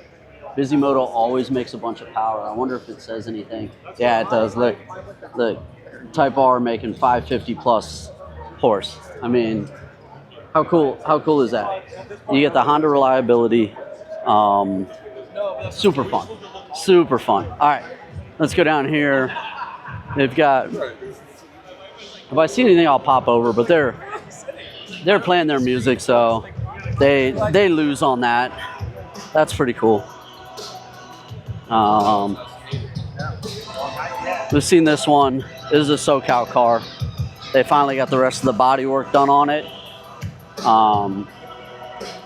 But this is one of those fun cars. All right, now we're all the way back in the back again. Honda's over there, so we're all the way in the back. I'm gonna walk up this lane, and then we're gonna head up to where HKS is. So, but we still have. Let's see. Oh, I got a Velside. What I got? A Hachiroku and an old Z over here. It looks like. So let's take a look. And it looks like a whole production crew. So I'll try not to get in trouble. You got Dai over there getting ready to shoot. Man, just an absolute insane set of cars through here.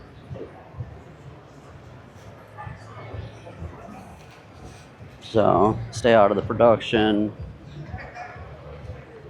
You got Sung Kang's Fugu, I think is what it's named. That's really cool. You get the little drift McLaren. Hachi, let me see if I can shoot this Hachi over everybody. I think I can. Just gotta have enough lens. So the Fugu Z.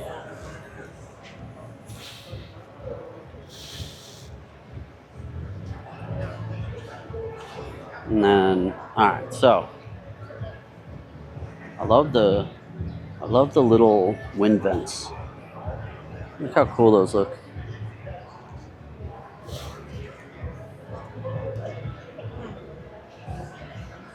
So Velside setup on it.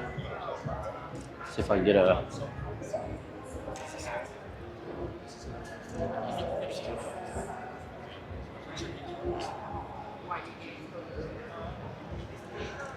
All right, had to get a couple little photos. Look, it's cool the way they got that set up. And the rear on this is super cool.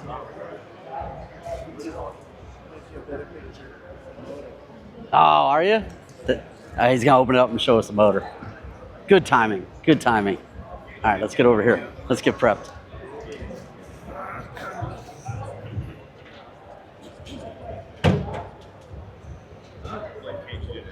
So what do you guys think? You think it's K-swapped? I'm just playing. That would, hey, How funny would that be if you opened it up and it was just K-swap, right? I know it's not, but that would be absolutely hilarious. Just K-swap big turbo. He's like, yeah, there you go. What do you expect?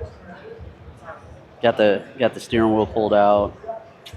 Cool, super cool. All right, let me flip you guys around and show you. Ready? I'm ready. Is everybody else ready? It's a twin cam. It's a twin. Oh my goodness, you guys. So This is for a prototype. Twin cam. It's built by Hillside. And just to break it in, so some drove it from LA to Vegas for the SEMA. wow. Make sure it's good. Yeah, just to break it in. We made it here, and we did 2 stops. One to In-N-Out Burger, and one to go pee. That's So hilarious. That's it. Oh, It's been great, and they took it to a rally with the Concourse too. yeah. So This thing's incredible. Thank you. Gear driven, Yeah. so it's wine. Just yeah, the whole time. Yeah, yep. Awesome. So Very rare. Velside twin cam. He was saying if you guys didn't catch it on the audio that they actually drove it from LA to here. If you guys don't know Star Road is known for doing Z's in Japan. And of course Velside you guys should know just for their history. But look at ITV setup.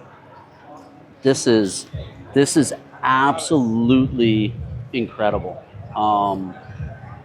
This is again why you have to take your time, kind of run through. Sometimes just get lucky and be able to have that discussion again with the builders. With otherwise you don't get to hear the details. So to be able to see it and hear how they got it here, look how amazing this looks, and it's just a piece of art, really. What do you guys think? Is this? Let's see if I have enough room to get by. I had to make sure I had enough room to get by. Do you guys think that that it's just a piece of art? What do you guys think? Because that's beautiful. The big thing to me is, especially on any of these SEMA builds, and a lot of people talk. Okay, where was I gonna go? Am I gonna walk up that? Yeah, I'm gonna walk up this hallway. All right. So the big thing is that, like we were teasing about the trucks outside, talking about Bluetooth drive shafts and everything else, because half of them aren't driven. They've got so much money in them, they don't do anything else. But in that case, okay, so looking at that Z, prototype Velside motor, like he was saying, twin cam on the Velside motor, like everything about that is, oh, okay, cool. And they didn't trailer it. So usually you get to all of that and then it's like, oh, and then it's trailered. That car was not trailered. That car was literally driven from LA to Vegas. He said they only had to make 2 stops, okay? And one of those stops was because they needed to pee. Otherwise, like, that was it. So how cool is that they drove it, okay? Prototype, does it work? Oh, prototype, let's not be scared of what they're building, which Velside's been around forever. So there's no reason for them to be. But the fact that they put it all together, they have it set up, and you know what? Let's drive it. Does this actually work? I know they drove it around the neighborhood a couple times, before they just are like, yeah, whatever. But does this actually work? Does what we built and put in function the way it's supposed to? Well, how do you know? Test drive it. So they literally test drove it from Vegas, or from LA to Vegas, which is awesome. All right, let me flip you guys around. We have a modern take on like a 190E, and this thing is beautiful. So check this out. We're in the Wagner booth. If you don't know, Wagner does a bunch of cooling type stuff. I'll have to show you. I'm gonna try and get a couple photos real quick. It's funny because it says restrooms in the back and just like completely kills that photo.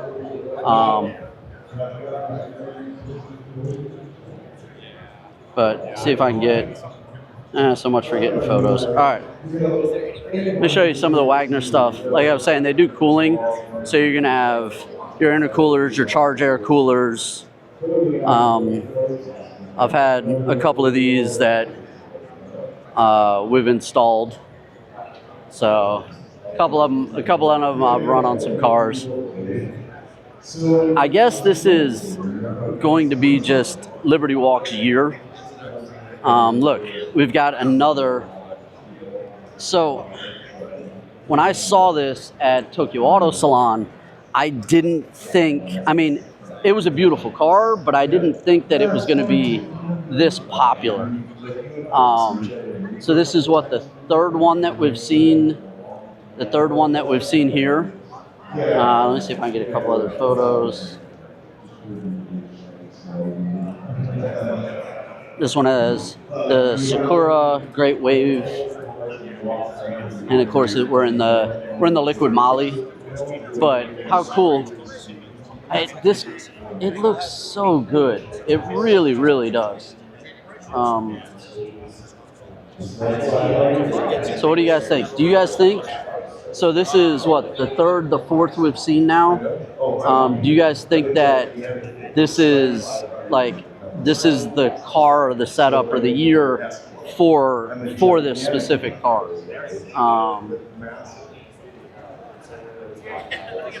Typically once you see it like once, that's pretty much it.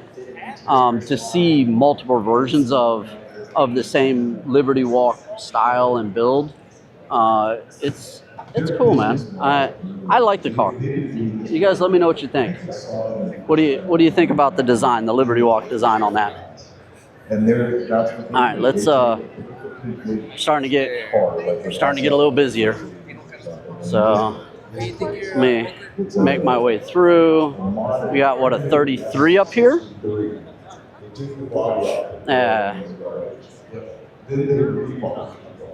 So let's go. So the 33, if I remember correctly, the Obsession R, they make like OEM replacement parts or like replica parts. If I remember correctly, they make like dashes for the R32. Super clean inside. Just really clean inside. HKS VCAM, ARC, HKS. Kind of the full wish list catalog here. You got Nismo, you got Mines, you got HKS VCAM, you got ARC, HKS Carbon. Like, last time I saw you, which was only a handful of months ago. Pretty cool. A lot more stuff going on. There's a ton. So we're gonna The 300 looks good with a LSB Corvette swap in it. Check this out. What do you guys think about that? We're really excited. Actually fits really good inside the car too. And then they were supposed to shut down. Check it Go out. away and get knocked down. And they were going to extend the freeway and do all. Running some Fortune Auto And at the time it was actually coils on it. Haltech standalone. NRG did good with their booth. This is definitely a good looking car. Just more and more imports, more and more fun. What do you guys think? You think that's supposed to be in here? What do you think? You think they have any? You think they have any clearance issues? That thing. They couldn't figure out without cutting the hood how they were going to do like an intake filter, and so they're like, "Well, this is all we got room for." I mean, sometimes you just got to make it work. All right, we're gonna have to walk back up there. I see a cool Porsche, another cool Porsche in the Hawk booth. Hawk's what I got in the EK9 right now. Is Hawk's what I got in there. Running an aggressive set that just, I mean, the more aggressive the more you're gonna have to deal with brake dust, and that's definitely what I got going on. Got the Tane booth. with the GR. Let's see what they got new. We're always looking. Let's see what we got back here. See if we can find something that we want for the EK. Mono race dampeners. I'd be down for those. I don't need the additional reservoir. I don't need all of that. You got their entry level, their street, the basic Z's and the advanced Z's, depending on what you need for adjustability and fitment on your car. The race ones, that's I'd be down to throw some race ones on the EK. All right, so we initially come down here. There's OMG Builds Hyundai that he's been doing. I'm sure you guys have seen that all over social. You got Fast and Furious, one of the Toretto cars. This is the whole rear engine on this one. Oh, excuse me.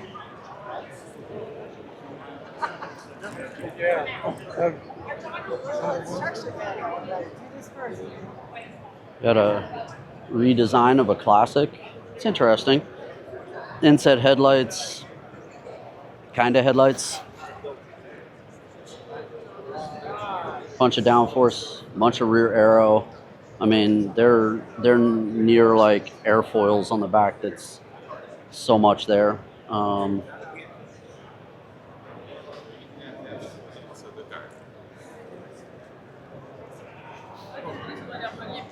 There's that ACT clutch. Don't need a clutch yet, but I'm sure I will. Only take me a couple more drives, I'm sure, and I'll need one. So S2000 spoon setup on it. What's under the hood with a HKS supercharger over here? Nice. Good little setup. This is the one we were talking about earlier as I was running by. See if I get a couple photos before. There we go. All right, Redline's giving away some stuff, so everybody's in line with them. This is on the backside of Mother's. I think we're gonna have to go up through Toyota up here and run through the rest of Central Hall. We're doing pretty good for time, guys. Like, so far. Now, just so you guys know, if you're doing this on your own, it's going to take you 3 times longer because you're going to want to stop and talk, which is exactly what you should do. And you talk with the builders, you talk with the ones that are running the booth for whatever product it is that, you know, that they're selling. Learn about the product. You have questions about it. You have questions about the clutch, how it holds, the question about the intake. Like, next thing you know, like so when I come out to hang out and I come out to ask questions, I'll come out, I'll hit a booth, and I'll ask them about the car that's in the booth, or I'll ask them a specific technical question that you know, I was curious about. And I'll be at that booth for like 30 minutes, and I'll be like, oh crap, it's already lunchtime. Oh, hey, it's already this. And it just goes by so fast. So the walkthroughs here, I try and show you, you know, what it is. I've been talking to you guys now for years since they've opened this up to the general public on Fridays. There's no reason not to come out. You come out here, do a long weekend, come out here on Friday. You're not going to get to see all of SEMA on a Friday, but what you can do is come in, look around outside like we did, you know, get here early, go look around outside, come down through Central Hall because that's where everybody really wants to see. It's all the main stuff. And then after that, you kind of pick and choose. You go, oh, well, do I want to run through South Hall? Do I want to see wheels and tires? Do I want to see audio? You know, and then you just kind of decide after that what your best hit is. But we're not even through Central yet, and it's been an hour. You know what I mean? And I've been running. I mean, we've been running outside, you know, outside, depending on how much time you spend, you can be outside for, you know, an hour or two outside before things even get started. So it's one of those things. I'm going to grab a photo right here before I keep going with you guys. Hard spot to take a photo, but you know, there's always a challenge. Evo's nice though, so I'll flip you guys around. I'll show you the Evo. But there's always this thing about trying to like see everything, what you can see, what you can get through. I'm not gonna get my photo. I'm gonna flip you guys around. This is what I was trying to do. I was trying to get a photo of the Evo,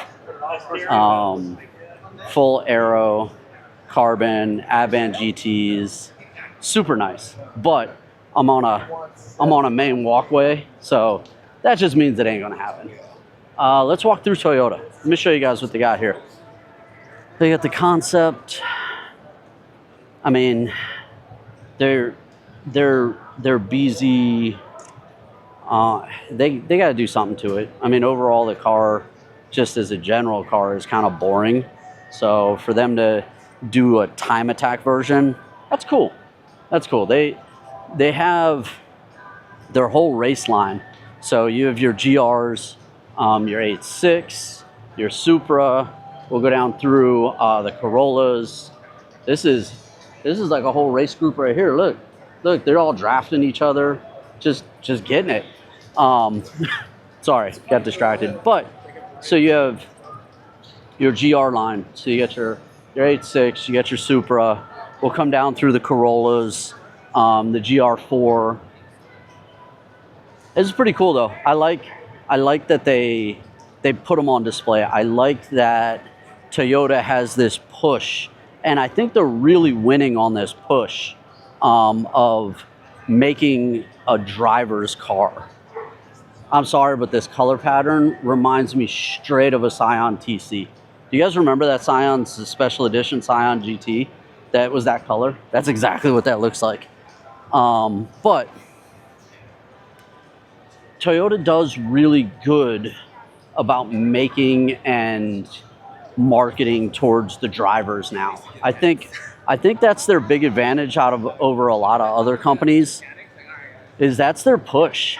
Oh, look at this Land Cruiser. Classic Land Cruiser is beautiful. But they're doing a really good job of that. Come down through the trucks. They've been marketing their trucks really well. Ever since they came out with the Tundra, like their marketing on their trucks has been good. I don't know. Toyota's just been crushing, in my opinion, like everybody else market-wise. I don't know if total sales actually shows it, but it's what it seems like. You know, so look, they've got their overlanding setup. Okay, everybody loves this. They go glamping, you know, and that's as close as, you know, luxury camping as they want to do. I hate the fact that Toyota Corolla Cross. Why even call it a Corolla? Just name it something else. I don't mind the vehicle itself. I think the vehicle's cool. It just needs a different name. They have their names, and they're not the only ones. A lot of the organizations do the same thing. They're scared to move away from that heritage of a name that they have. And there's no reason to. Like, as a brand, you could just go, like, cool, we're gonna rename it something else. All right, so we're up in the next section, just past the main wall. So this is over where the main entrance is right here that I skipped past at the beginning. But let me run you guys through. I'll show you. This is, if you come in through the main entrance, Cover King is always up here. They always have real cool stuff. You can get custom done ones or custom ones to match your vehicle. So that's cool. There's usually a couple clutch companies back through this section over here where we have some cool cars. Somebody's playing music. Why are they playing music? That hurt my feelings. Let's see. You can see how much busier we are up here. I got a RX-7, it looks like. Yep. So See if I can get a couple photos of this before we keep going. So, again, Liberty Walk.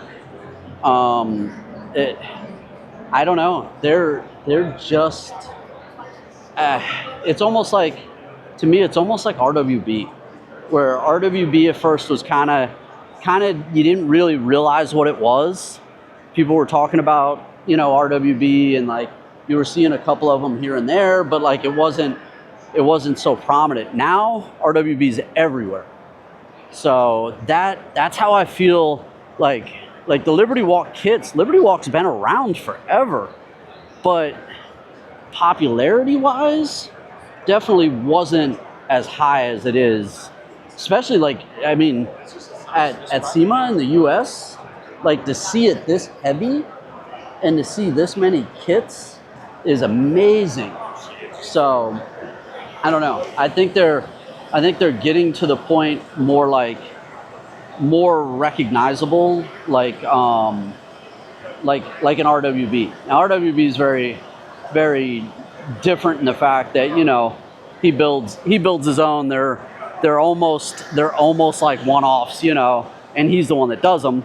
Not quite the same thing, but in popularity and the way it comes out, that's the way it feels. Ooh, all right. Not every day we get to see an F40, unless of course it's the same one that's from the Marconi Museum, and then of course we do get to see it. Since Marconi has a 40 and a 50, he always brings out for us in SoCal. But for everybody else, you know, you never get to see these. The rarity, and then of course this one has all the extra fun stuff in the back. Let's see. You see, we're starting to get crowded now. What we got going on with the BMW?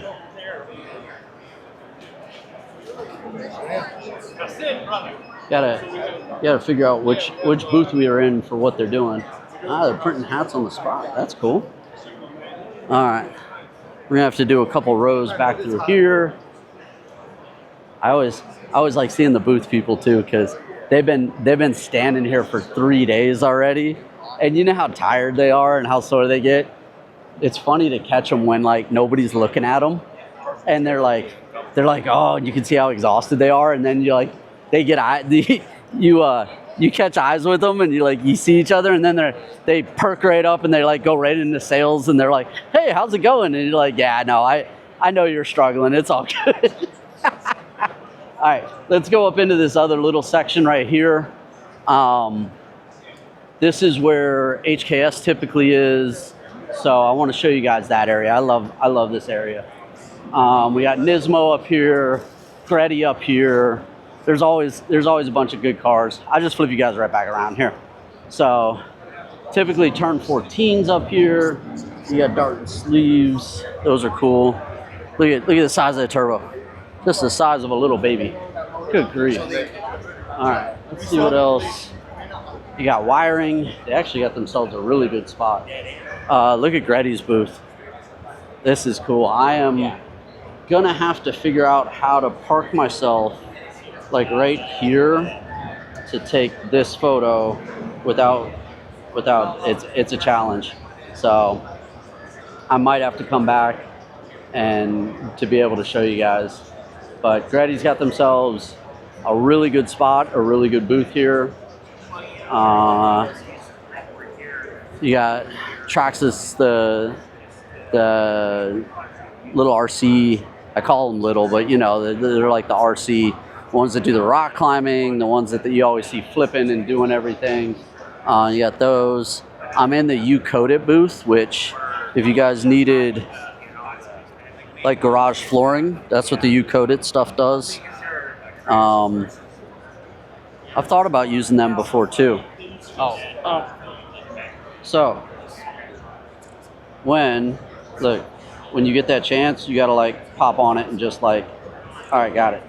Now, look how good that looks. Sorry. So we had to spend a couple minutes there just so I could get that. All right, let's run let's run up through this way, see what else. See, HKS on this side. Let's see. HKS definitely has a smaller booth this year.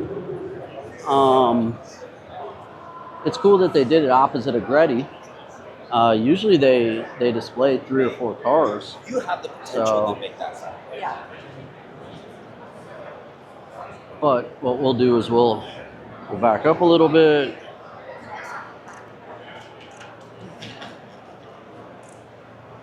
I love the new HKS. It's like the oil spill livery, but in dark, like blacks and grays.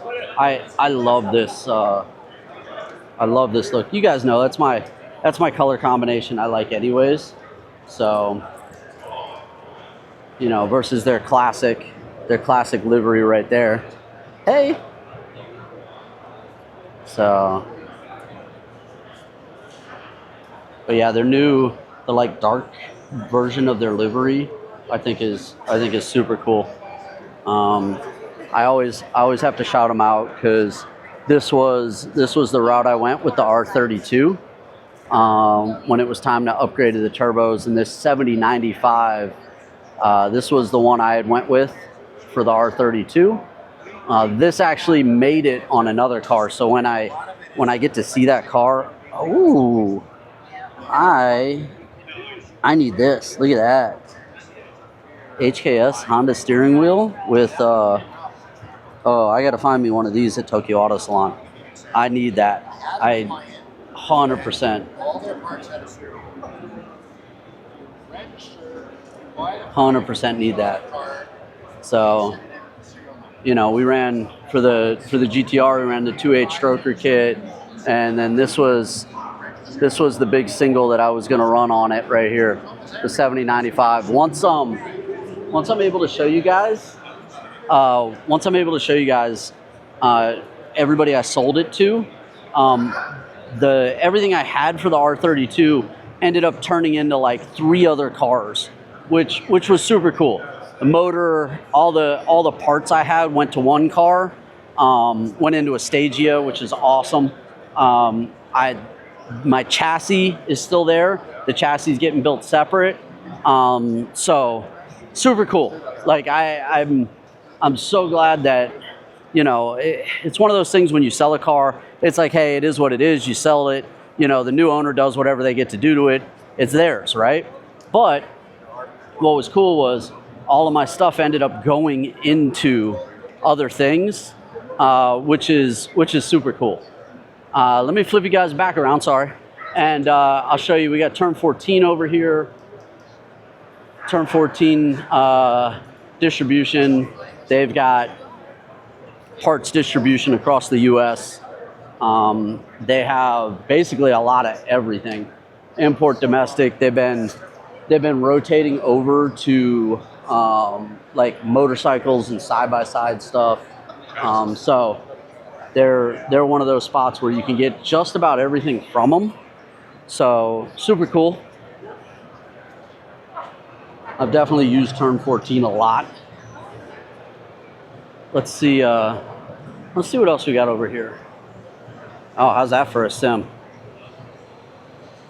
It's like a Baja sim rig. Oh, this is the M2 that we saw at for Beamer Invasion, if I remember correctly. I'm pretty sure that's where I saw this. Look at how ridiculous. Look how big. You know how much power. So that's kind of the new thing in the BMW brand. The S55s, S58s, everybody's going top mount single now instead of bigger twins or bigger duals. Everybody wants the top mount single, not necessarily this big because that's insane. But that's what everybody's kind of going to and doing for performance. You've got. So that's kind of like up in my head. See if I can get by and get to the other side to be able to show you guys. So the Ioniq, full race car. You guys, we always tease about like the EVs and how the EVs are coming into the market, and you know how everything's going to turn into being an EV. Well, this is just an example of an extreme version. You know, they do this with the Model S, they do this with the other Teslas, and they just make full race versions of them. You know, you got Voltex, full downforce, big huge wing in the back, and they're an EV, so you know they make power.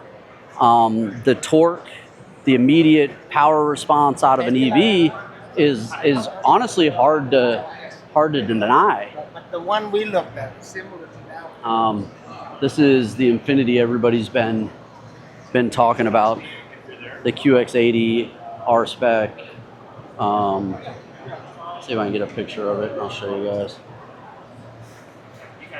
Again, this is one of those visions that somebody has the idea and somehow it's released that they're actually allowed to produce it. What do you guys think? Crazy, right? I mean, I have no idea how it's something that they end up being allowed to build.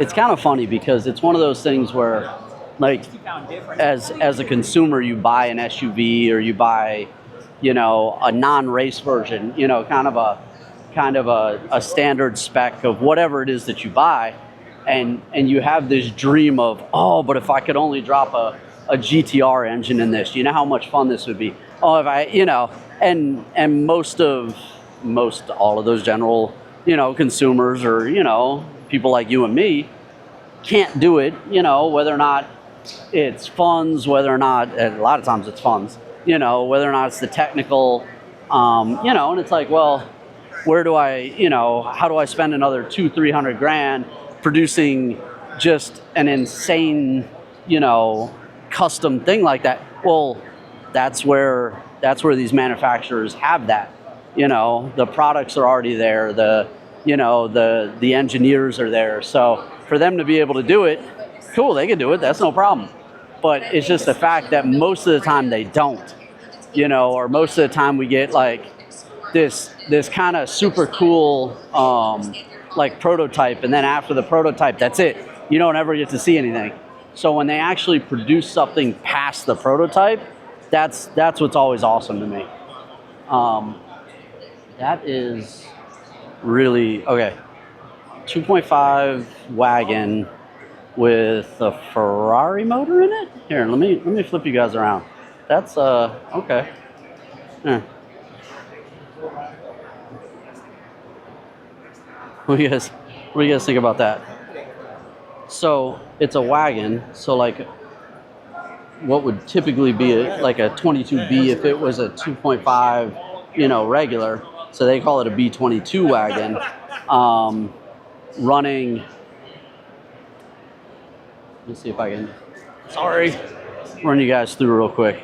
So this is 94 Subaru wagon, right? STI, if it 22B STI wagon is what it's based off of. Restyled into 22B inspired, okay, cool, makes sense. And then they took a Ferrari 360 V8 and threw that thing in there. And this is part of SEMA's Road to SEMA thing, where how many miles did they actually drive it? That's insane. That's super cool. All right, so let's see, what do we got? R1 Concepts. Again, the 400s. I think the 400s are going to end up being one of those later in life cult classics that nobody really understands or appreciates. Maybe until the price comes down. Maybe that's the big thing. We were talking about that with the Corollas, and why aren't the Corollas more popular, right? Well, you know, when the price of the $400 comes down low enough and everybody's able to get them more easily, maybe that's what it'll take. I'm gonna walk through, if I see anything else in Central Hall, I'll pop back on for you guys, but what I'm gonna do is try and make my way out to one of the other halls so I can walk through that. Probably grab some lunch because I haven't done that yet. I don't even know what time it is. And then, oh, the Y body here. It's always like, oh, I think I'm good. Oh, hey, I think I'm done. The Y body Golf R that's over here is insane. So I'm going to show you that. And it's being pulled by a Porsche. So nothing but fun. But I'm gonna drop out. I'm gonna show you guys this before I get out of here. And then I'm gonna head over to another hall and try and walk another hall. Like I said, I'm trying to get through all of SEMA in one day. Craziness. All right, let me show you this, and then I'll move myself over to another hall for you guys.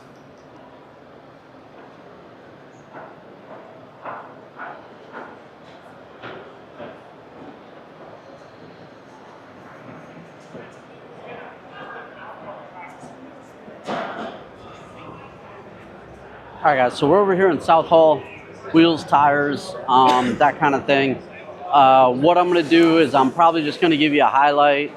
Usually, at least the last couple times I've come out, everything's been so spread out. It's not really worth walking and talking through everything. So let me highlight all the cool cars, what I do find out here. I'll show you guys that. And if there's something worth walking and talking about, I'll jump on and we'll talk about it. Otherwise, let me show you some highlights out here from South Hall, and then we'll keep going. What I do, you can't do what I do. No, no, no, you can't do what I do. Whoa, whoa, whoa, whoa. Race that go. I need a bag and I need it to go. I hit a spot and I'm ready to go. I've been on go, so I'm always on go. Been it before and I act like I know. Been it before and I know how it goes. Straight up, part of my weight, my gain up. I don't need chains, I'm chainless. Long as my kids stay caked up, long as my mom stay prayed up. I'ma be here forever. I'ma be here forever. I'ma be here forever. You can't do what I do. No, no, no, you can't do what I do. I take a loss and learn. I watch some bridges burn. I never toss and turn. I wake up and I repeat. It's only me that I can beat. I might drop a song a week. Look, go, go, go, go, go, go, go, go.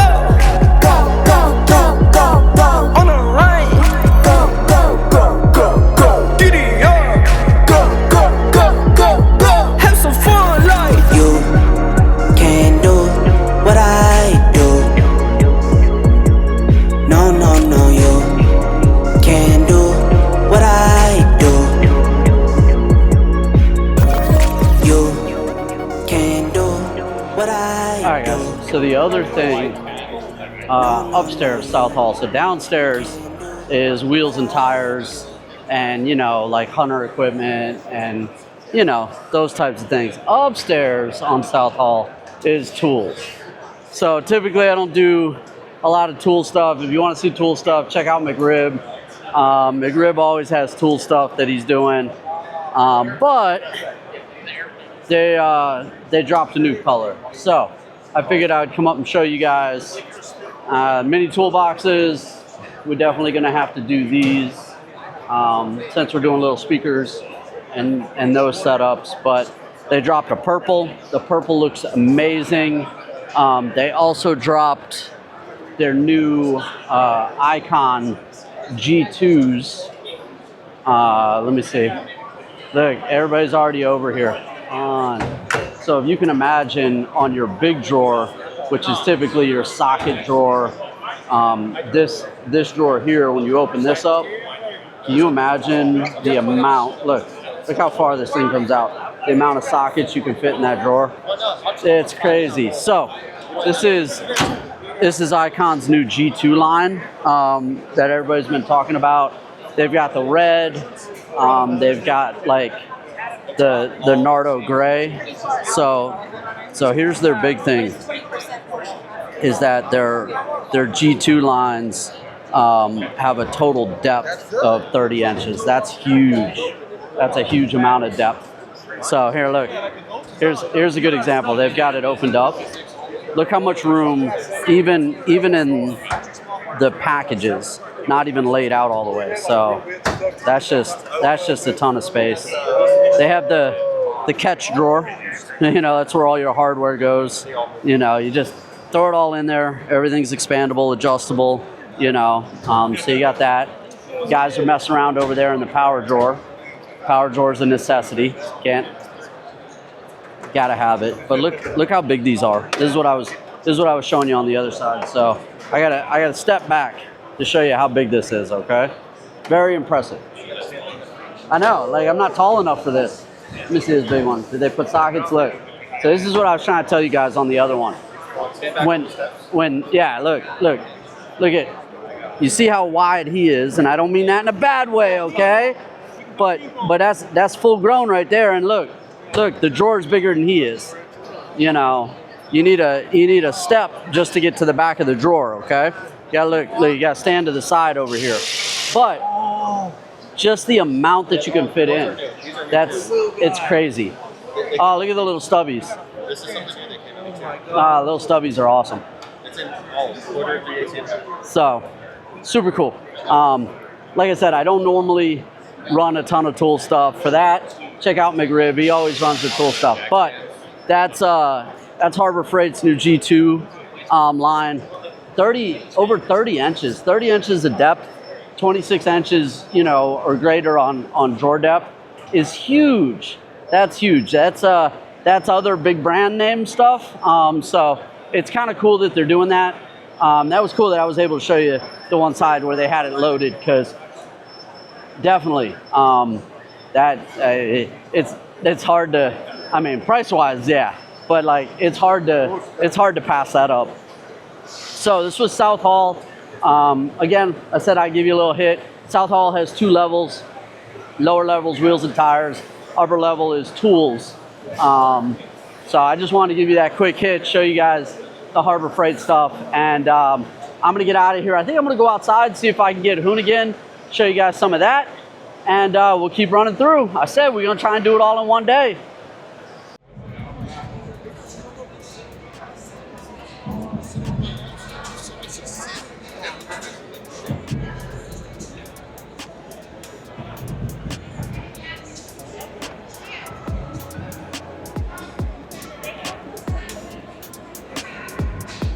All right, guys, so now we're over in North Hall. North Hall is gonna be all music, because literally it's all stereo companies, and I don't know, I think it's all just stereo stuff over here. So it's all gonna be music. But what I'll do is I'll do like we did in South Hall. I'll highlight cars that I find as I walk through. That way you guys can at least see what's out here.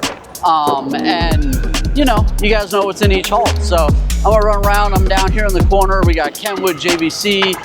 Looks like we got an NSX down here. So let me flip you guys around. And like I said, I'll give you a highlight of North Hall now.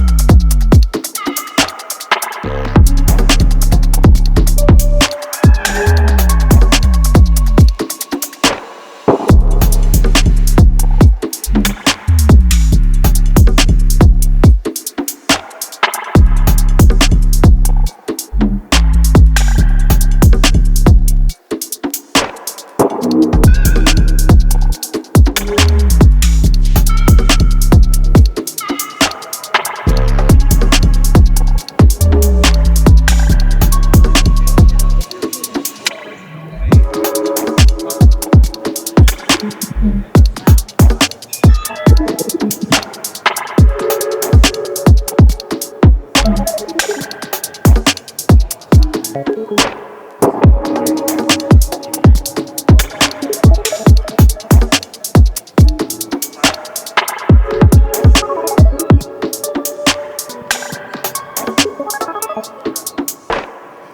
right, guys, so we did the morning, walked around outside, saw almost all of it, pretty close, right? Then we moved, went into Central Hall, did Central Hall. Central Hall is the main one that most everybody wants to do. So you do Toyo Tread Pass, you do Central Hall. Central Hall has all the like race car stuff, has all the heavy stuff. Went through, saw HKS, saw Gretty, saw, you know, a bunch of the top manufacturers and what they have on display. South Hall, north, upper and lower, was wheels and tires. Tools, we did a highlight on that.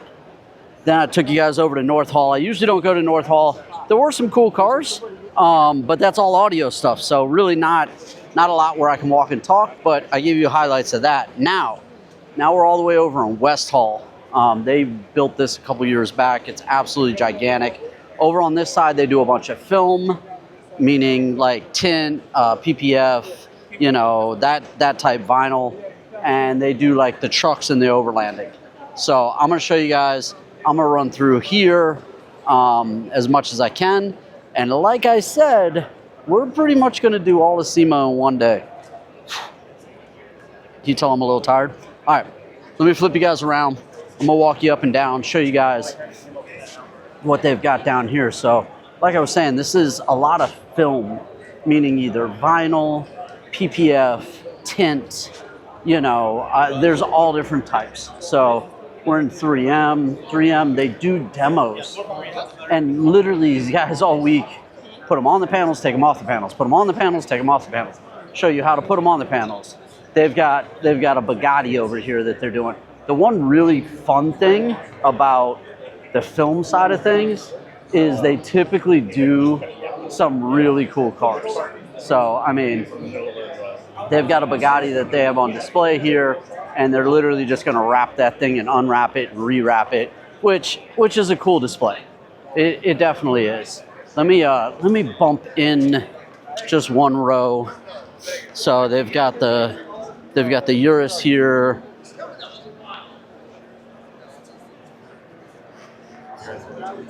So the X-Sun, you can see all the different films, all the different percentages, different thicknesses, depending. So they have like shatter resistant ones. They have it all on display to show you heat. So it's a cool section to come down. I enjoy coming over here. One of the big parts of being able to do it is, you know, besides getting them to literally see them, like they're gonna tint these cars 6 times. They're gonna do vinyl on them, you know, a bunch of times. They're showing the demos. They're getting people to practice and showing them how to do it on the panels. So that in that way, those same individuals can, you know, buy their product and be able to use their product, or go, you know, feel better about going through, you know, the certification classes that they have, or, you know, to become an authorized dealer, all that kind of stuff. So let's go down here. Let's see what else we can find. You got a whole group over here. We'll make our way back there. You know what? Here, let's go over. Let's take a look. What do you think they're doing over here? What do you think they're wrapping? Got a poor little Porsche over there in the corner nobody cares about. So look here.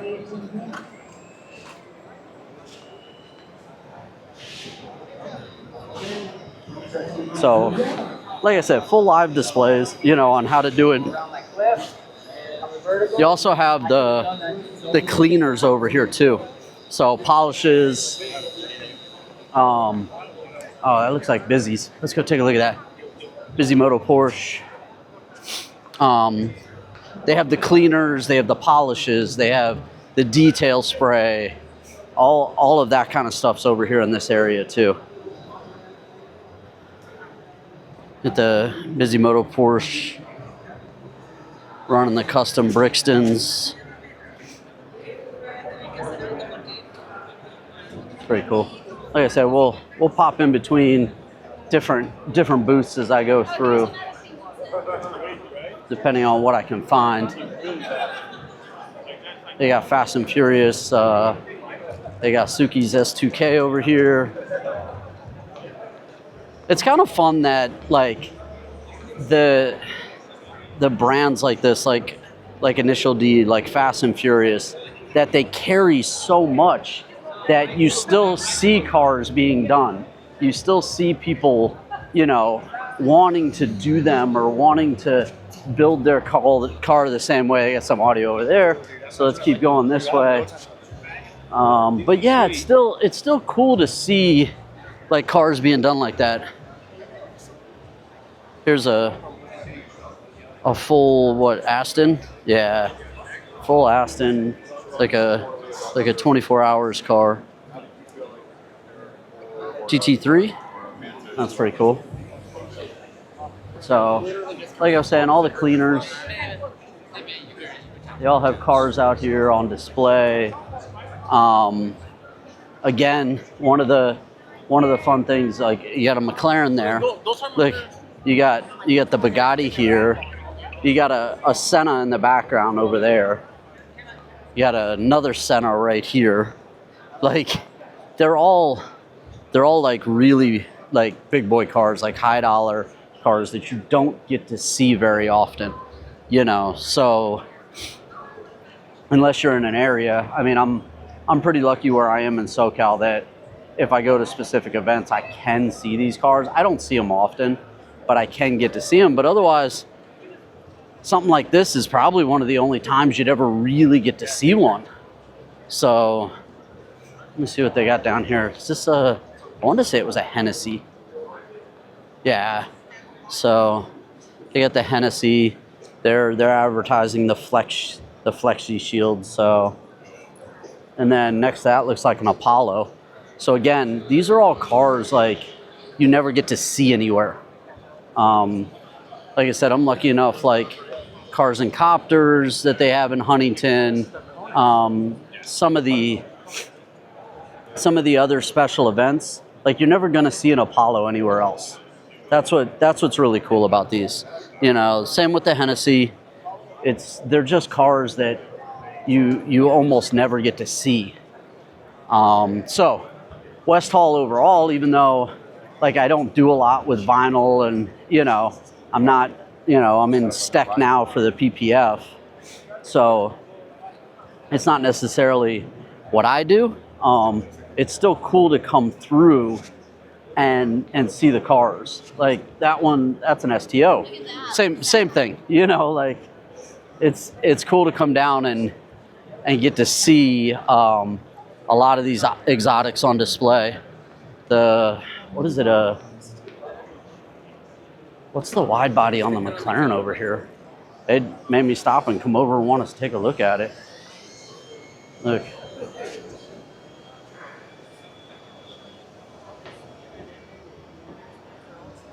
That's cool. What do you guys think about that? I mean,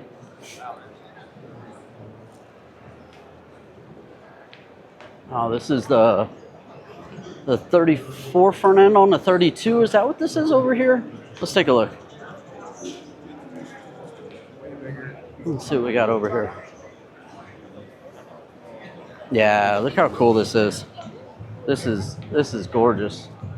So you got the wide body front 34.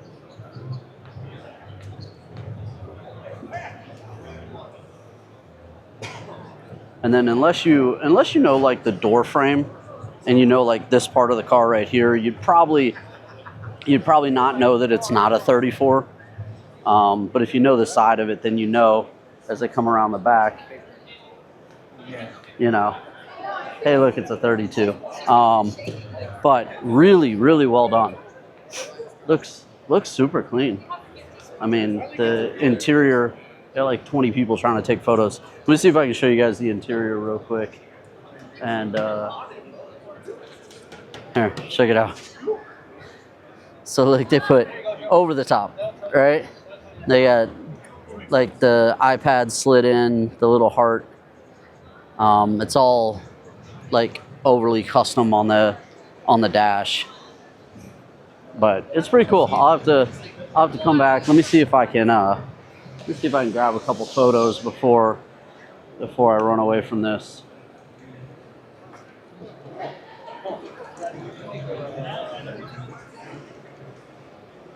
Might as well try and grab a couple before we get out of here. But there's definitely a bunch of people walking through this area looking at this. Yeah, I can't blame them.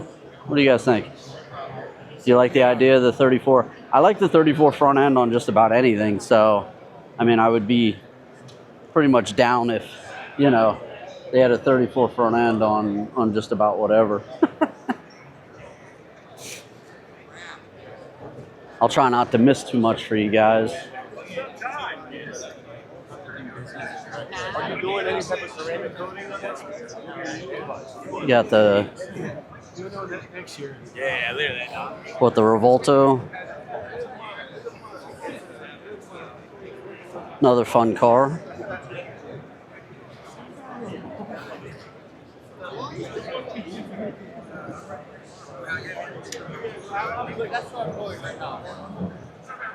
ACR Viper. Man, I can just bounce back and forth. There's some heat down through this section, huh? Got the ACR Viper. This is a window film or a tint one, and they're talking about how to lay, I guess. I think that's what they're doing. You got the advertisements over here for Flex Seal. Here's how to use Flex Seal. Here's the way it goes. You got a big production setup. The poor little truck down here looks amazing and has no love around it compared to all the exotics that are around here. Self-adhesive, so that stuff just rolls on, rolls off. So full advertising setup. Got the M4 wrapping in the door handle area, doing all the precise cuts. We'll go down here to the Innosatech because they always have something insane down in their space. So let's go down there. Let's take a look. It says no clear plus, no matte, dynamic PPF. Let's see what they got. So on the McLaren. You might want to come this way just a little bit. Looks pretty cool. On some TEs, everything is literally the same color going through it. It almost looks like an unfinished Hot Wheels, the way it presents itself.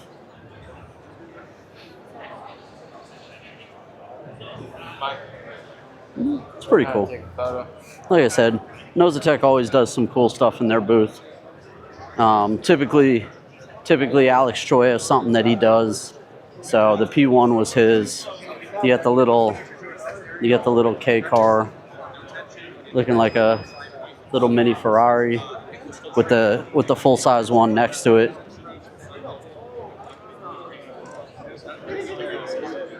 Which is pretty cool. So you got the little AZ, and then excuse me, cut down. They're doing their lay. Oh look, another Liberty Walk. So how many is this for Liberty Walk out here? Like this is the first one that's a different kit. So they did a kind of a copy of the 34 Fast and Furious setup on this one, but the Liberty Walk design and style. This one looks cool. See if I can get on the other side of it and get a couple photos.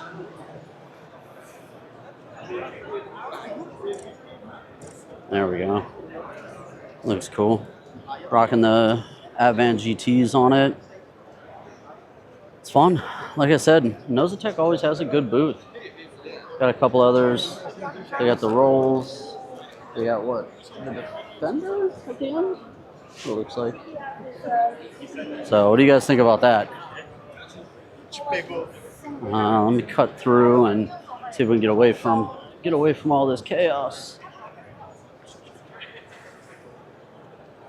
All right, so let's see what else we can find over here. Like I said, we do a bunch of exotics, and then after that we do like the overlanding and the truck setup, which you guys know I don't do those too much, but I'll probably run through and just show you real quick. Get the Red Bull. This is the 2023 Formula One champion car. I mean, again, super cool. Not something you get to see every day. What do you guys think of the West Hall? Do you guys like the West Hall so far? Let's see. I'm gonna cut through, see what they're doing over here. I always feel weird cutting through people's booths. So you got the V-Dub, the ID Buzz, the little bus thing that they have. They did it good though. I like the little design on it. You got the new wagon. I'm still not sold on the way it looks, but I don't know. That's BMW's new design on like their M5s. Their big bodies all kind of look like that. Looks like we're coming over into some music, but little ghost setup. Looks pretty cool. I like it. We're gonna run away from the music. What do we got over here? We got the BMW with some more music on some TEs. I would have spent more time on that G80. G87 to M2. Stanceworks Ferrari looks good. We can come over here for a second and take a look at this. What do you guys think? Another Grid Life car. It's cool. Let's see what else you got down this way. I'm glad I came down to the West Hall for you guys. Normally I just do like a really quick hit like at the very end of the day as I go to leave or go downstairs for like rollout. And it's usually the only time I come down for West Hall, but it's actually pretty cool.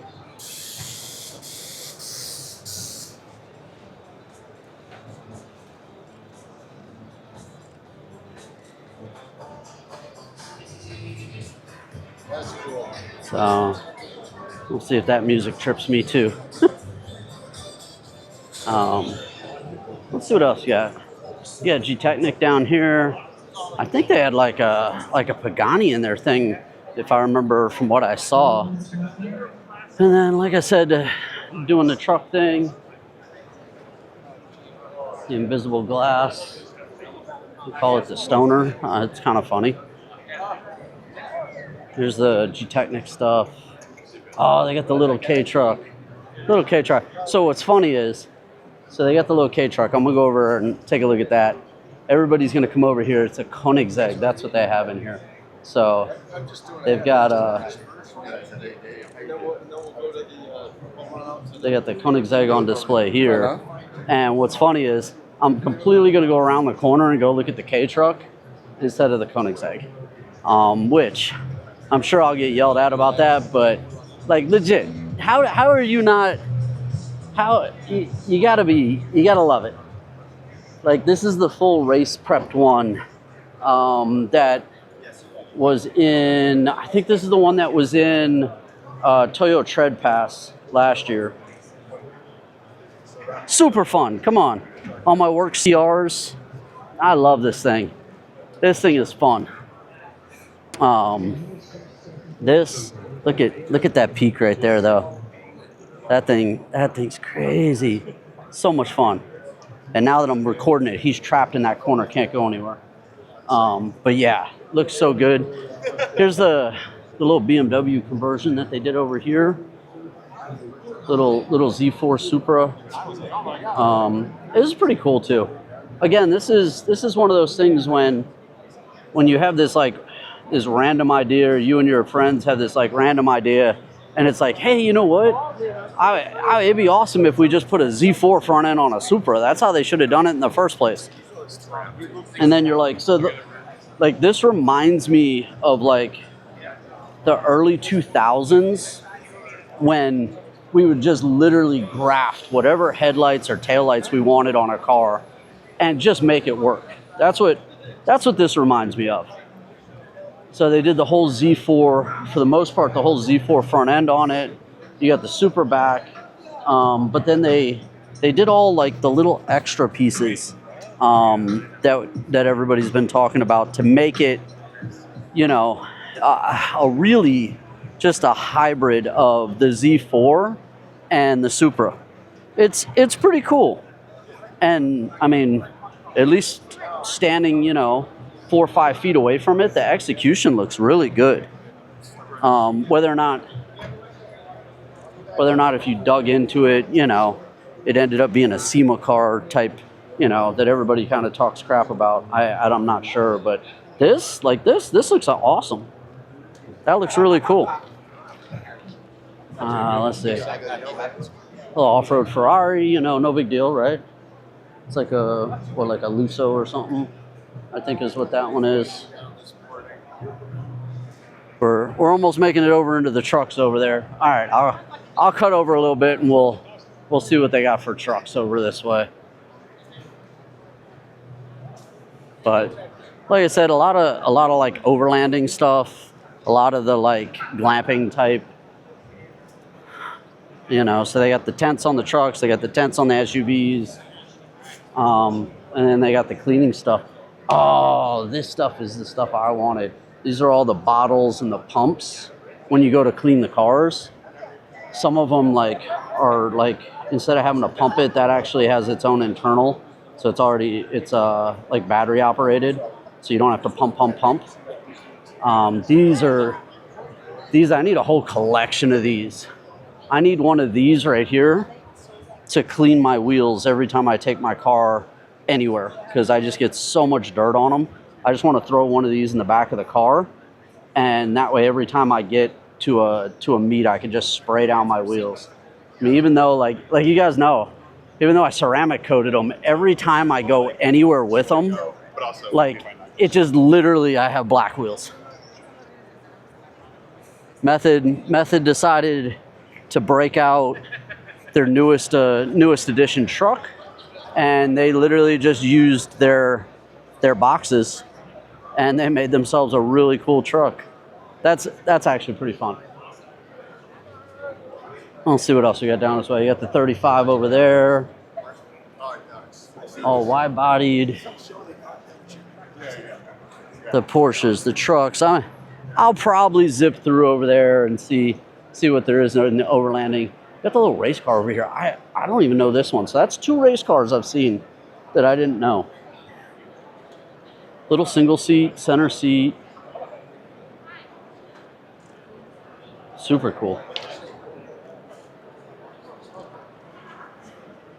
You guys will have to tell me what that is. I didn't even know what that one was.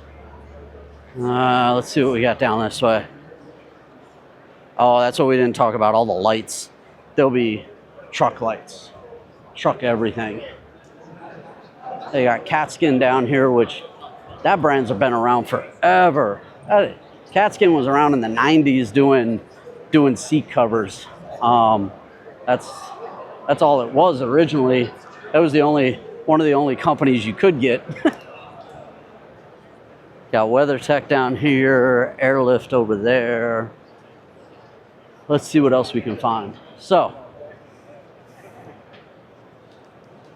let me talk to you guys for a sec while I'm looking for something else back through here. This was pretty much SEMA. I did really close to running through all of SEMA in one day. Let me see. Let's see if I can put my camera away for a second. Pull out one of my phones. Where's my phone? My phone's over here on one of these. So, let's talk about this. So far, and I'm not done. I got about 2 more miles I know to go, because once I'm done here in West Hall, I'm gonna walk back to my hotel. So I know I got about a little bit more than 2 miles to go. Let me show you guys. We talked about this last year, okay? So single day, running around, you know, you guys would probably split this up into 2 days, but say you wanted to just come out for a Friday and just like push it and do as much as you could. This is, let's see, where am I on a Thursday? On a Thursday,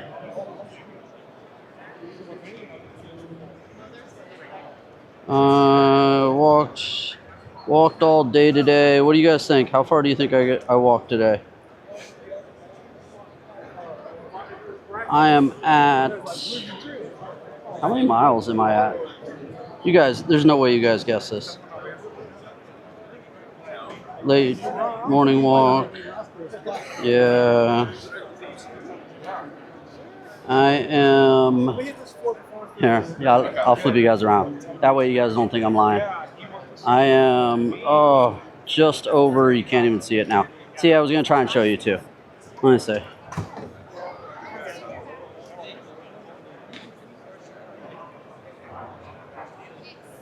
I'm at just over 9 miles. So I'm a little over 10 miles total for the day. Let me see where, I'm at 11.2 miles. I'm gonna see if you guys can see it. I'm at 11.2 miles for the day. So you guys want to know how far I walk in a single day, especially at big events. You know, there's a couple where, like, if I have time, I'll even go back to a section like Tread Pass. I went and walked past through Tread Pass again. But like I said, I'll probably do, by the time I'm all said and done, get back to the hotel, I'm at right about 15 miles for the day. So it was a good day. It was a good day. It was fun. It was fun. I'm tired. But just so you guys know, that's how much you can do in one day, running through, seeing what you want to see. I'm 15 miles. That's where I was at today. So you guys, let me know what you think. Drop those comments. I think I'm done. I think I'm okay. I think it's good for the day. So if I see anything in this overlanding setup that's just crazy, I'll pop back on. I'll give you guys a little bit at the end. Otherwise, I'm all done for the day.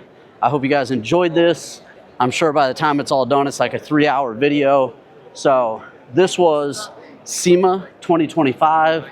Did the whole thing in one day. The whole thing in one day. So I hope y'all enjoyed it. Keep an eye out because I'm probably going to drop a couple other videos. If I can tomorrow, what I'll do is I'll go through and I'll shoot just the JDM cars, and I'll probably do a separate video just for JDM cars. And tomorrow, of course, is the rollout, so I'm going to try and get the rollout for you guys too. And hopefully I can get all that and throw all that out there for you guys so you guys can see all that. All right, but if there's any way you guys made it to the end, thank you very much. I really do appreciate your support. I really do appreciate the comments. I try and read through them all. I try and respond to all of them if I can. So we're gonna keep doing this. We're gonna keep having fun. We're only a couple months out from Tokyo Auto Salon in January. So we're getting that all laid out. I'm getting the plan for that. I'm getting the group that's gonna go this year with me. We're setting up a couple specific shoots. So I'll try and turn that also into some interviews if I can. And then we'll see what kind of car I rent this year. Hopefully I rent something fun that I can talk to you guys about. I mean, last year I did the van, and that van was fun. That was great. 7-person van. Everybody just slept except for me. So